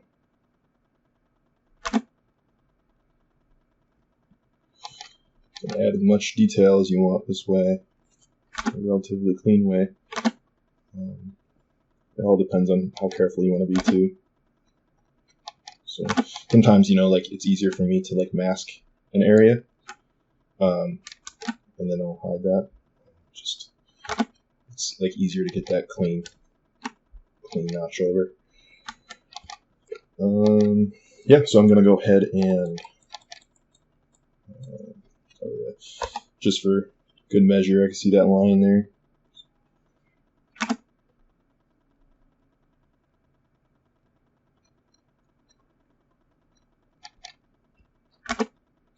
Let's just mask this edge.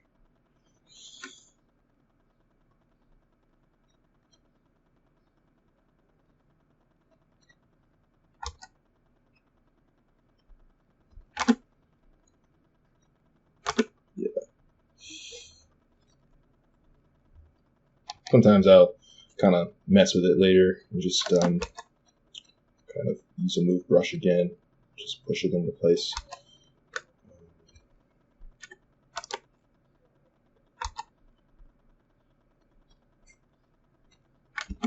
But anyway, you get the point.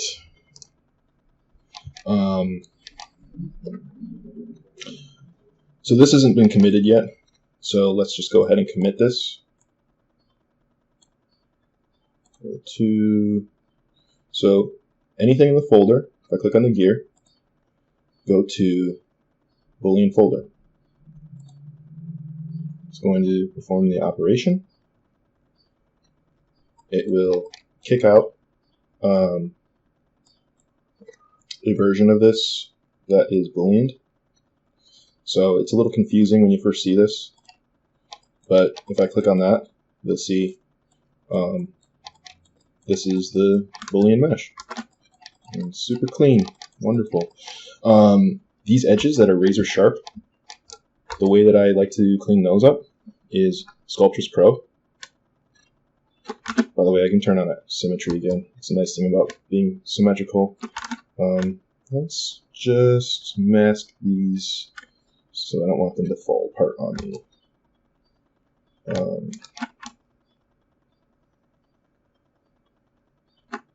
So yeah, always masking things. It's a good way to go.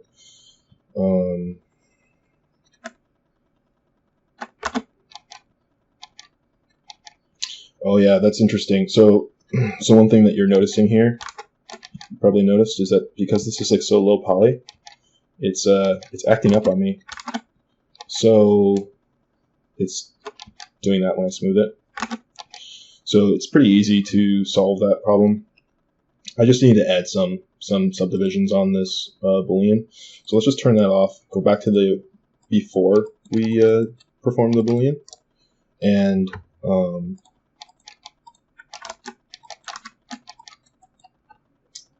let's see, go to U.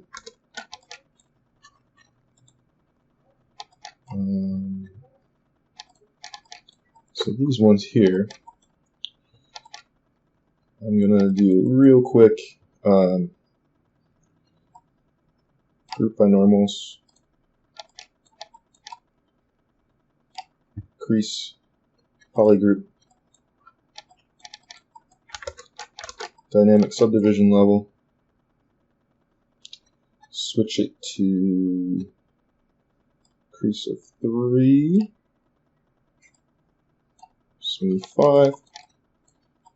So now we got nice highly subdivided meshes here. Hit apply, back to here, hide that one. We can do the same thing for this. Group by normals, crease polygroup, turn on dynamic subdivision,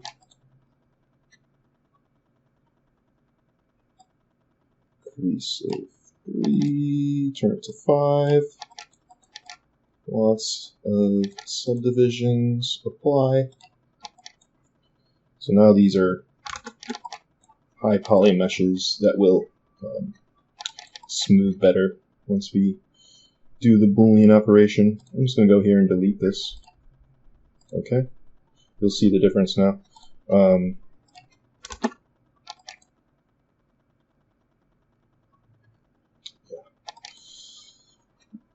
Double check our Boolean. It's good. Boolean folder. Perform the operation. There it is.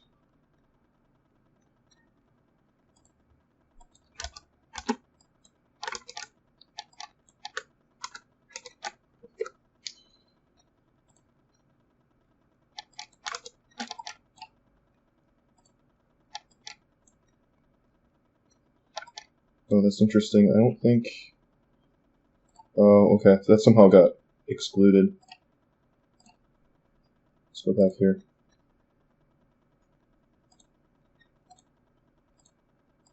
See, these buttons are sometimes hard to... Jeez, I had the wrong thing selected when I just hit delete too.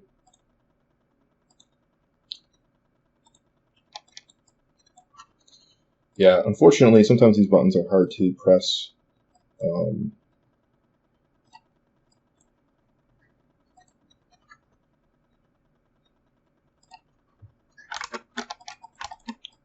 just going to redo that really quick.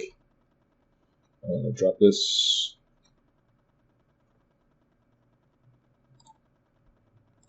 Cylinder.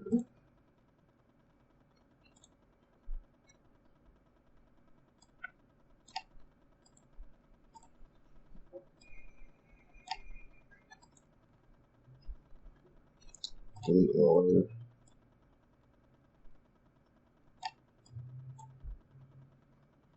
Hide point. Split hidden. Get this there.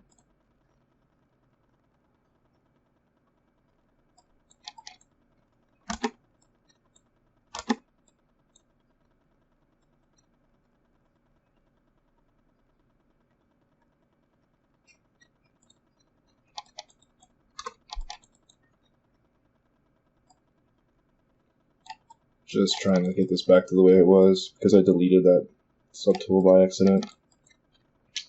Just be really careful that sometimes when you try to select a subtool, you might just click start by accident. That's what happened. So I thought I had the other one selected, the Boolean one selected, and it actually just deleted this one that we just made. But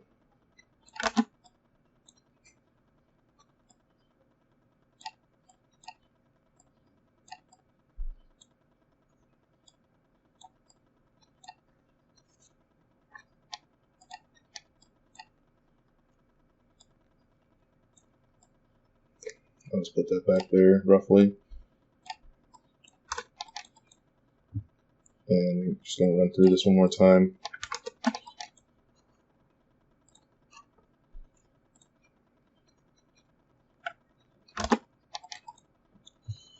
Increase polygroup. Dynamic subdivision. Set to the right amount.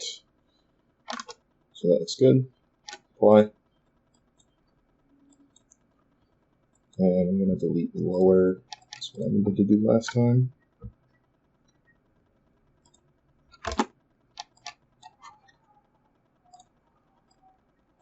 Okay. That looks correct. Also, maybe I'll save, because you really should always save before you run one of these operations. Could crash, or you can make a mistake like I just made.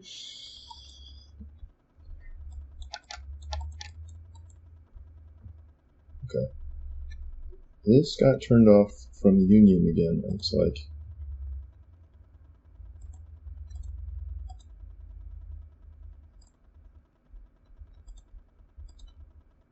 There we go. That should do it. Let's try this again. Boolean folder.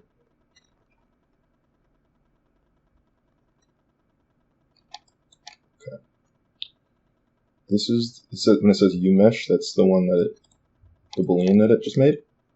It automatically turns this stuff off in the folder, which is nice. And now we should see that this is all connected, and when I go to smooth this with Sculptris Pro, it won't just like fall apart like that. I'm actually glad that I did that, because that's definitely a problem that you'll run into when doing this method. And so this is the way to get it to not do that.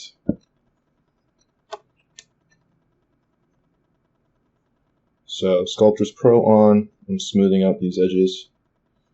And check that out. It's already nice and smooth because I did subdivide it beforehand, so I don't even really need to do that. So I can go in here and smooth these things out as much as I want. But yeah, you can see that this is connected. So you can create that really nice like transition, like it's like actually welded there. So, and you can do more of that stuff in here and smoothing these out more if you want, whatever with Sculptris Pro. See these ones, just go around and get rid of those like razor sharp edges. Or sometimes, you know, like I want, so sometimes I'll smooth it out and then like real carefully use like the trim dynamic, create like a beveled edge like that.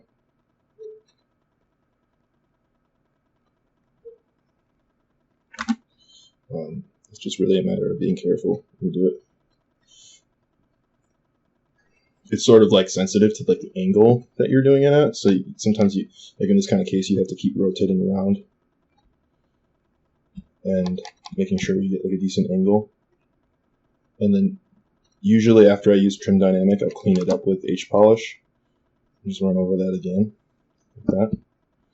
But it's just, again, you can keep cleaning it until you're satisfied. You should be able to get it super, super clean. Keep doing the back and forth like that.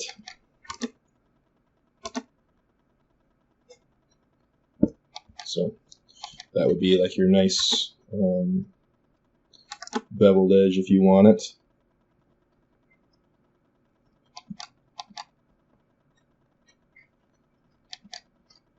So, and I do actually like sometimes there to be like a level of imperfection to it. This is like probably beyond that, but truthfully, just like a very slight imperfection. Sometimes like noodling, brute forcing, stuff like that gives you like a cool result. Okay, so that's that. Just one last thing I wanted to cover. This is running really long. I wanted to keep it around like an hour, hour and a half, but now we're over 2. But one last thing to try could be the tube stuff. Like how would you approach that? Generally, I just want like a tube type brush. I'm putting a link in the description or in the doc where to get this, where I purchased it from ArtStation. But basically, like if you have one of these, it'll make life pretty easy for you. You just have to know how to manipulate these curves, really.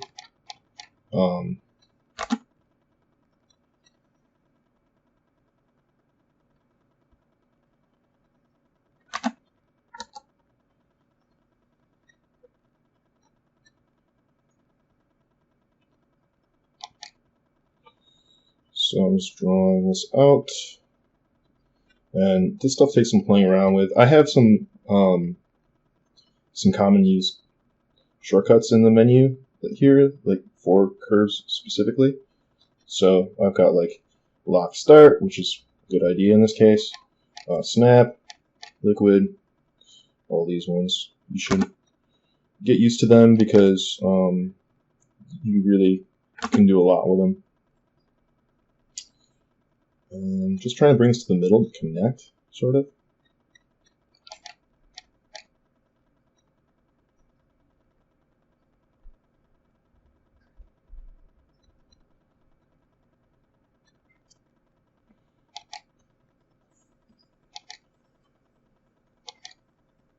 And at a certain point, I just will be like, okay, that's close enough. I can fix this with the move brush now.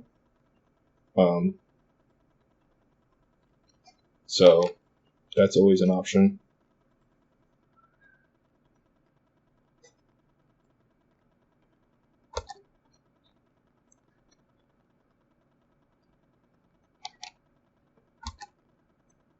Just sort of finessing that a little bit to show you.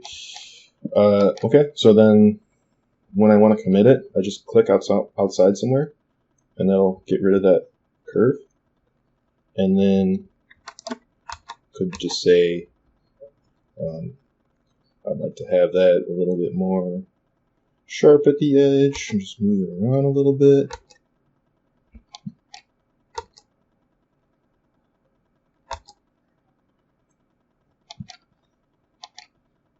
And moving it into place again, like it's close enough, so I can just do this with a move brush at this point. Let's look at the polygroups we got. So automatically it had some good polygroups on here, so I'm not too worried about that. One thing I'll use sometimes is auto group, and that'll just group things that are not welded. So yeah, it actually was better the way it was initially, because I have these end pieces as their own group, so I think these are actually welded to some degree. So let's just leave it like that. And the reason why I want to do that is I want to create some really quick, let me save this real quick, create some quick UVs for this, because if I do so, I can use Noisemaker to like add some detail in the center. So I just wanted to go over that as one last item to cover. So if I go here and I go to Z plugin and I go to UV master, I'm just going to turn polygroups on, and what this will do is it'll look at the polygroups and make each polygroup its own UV section. So like this is ideal the way it is, like I mentioned before, because I just want these middle tubes to be their own UV thing, and I'm not too interested in the rest. So it'll intelligently unwrap this. Like, ZBrush is pretty good as long as you give it reasonable islands for UVs, which this is by default right now. So I'm going to just go ahead. I don't need symmetry on. I want polygroups for sure, and I'm just going to hit unwrap.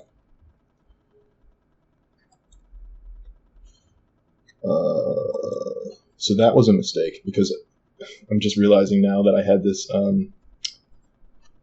I had this. I didn't separate this tube from the main area, and this main area is like this very, very dense mesh. So again, that's kind of a good thing that I show you this, because that's a mistake.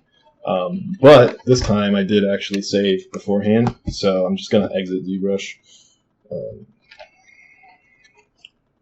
because that is going to definitely make it crash. End task. So yeah, it's just like knowing when to save for some of this stuff is key. It's like when you're performing risky operations like unwrapping or something. If you do it wrong, then you're going to crash like I just did there, or potentially just waste a bunch of time waiting for it to fail. So really what I wanted to do is go hide point, split hidden. Now this selected, UV master,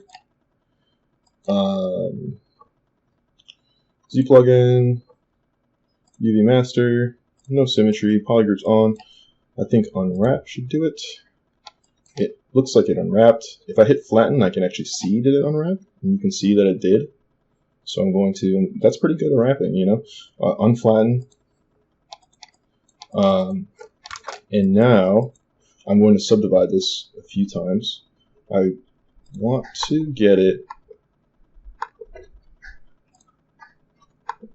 to about 2 million. Okay, so we're at 3.5 million. That's plenty. And I'm going to just mask this area I want to add noise to. If I go to surface, noise.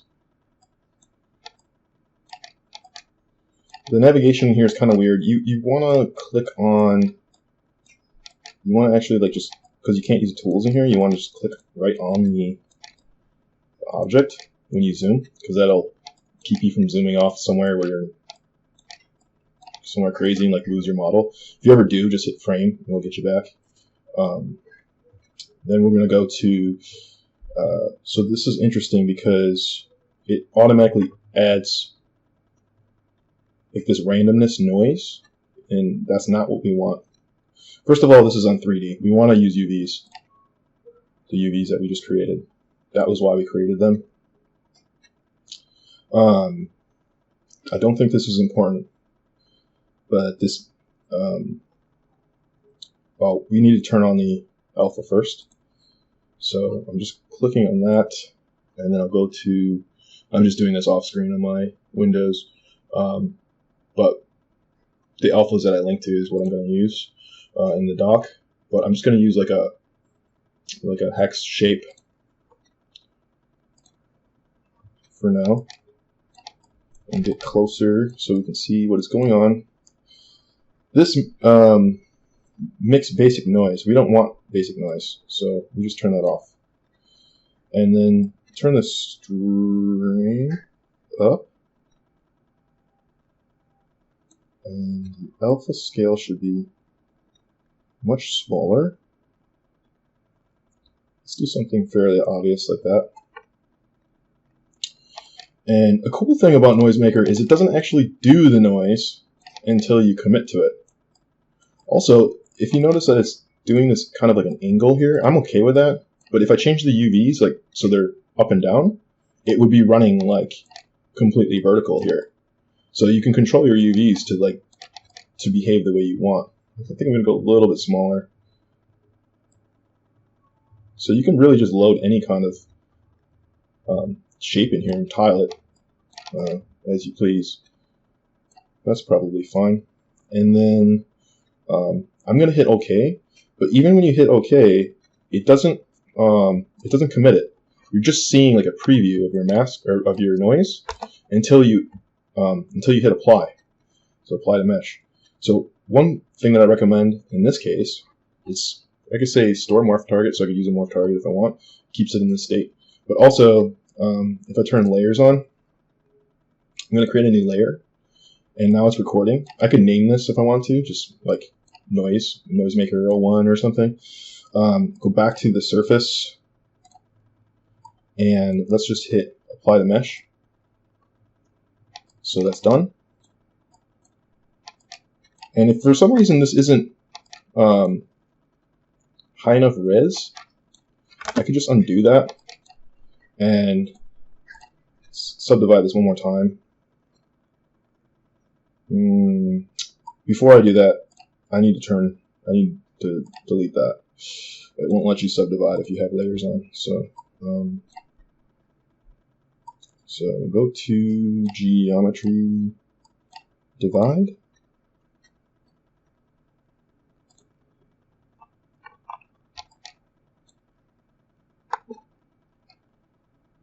Oh, I see. It doesn't like it because it's because I had it masked. Okay, so now I unmasked that, but I'll go ahead and mask it again. And the reason I had it masked was just so that it only did the noise to this section. You can see it just respects the mask. So now that I have that there, I think that this I'll go ahead and create a new layer, and I think that this will sort of give me enough resolution now that it'll be better. So I'll just hit apply to mesh.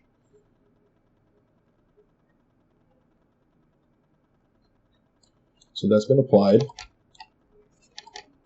and that looks smooth enough for me.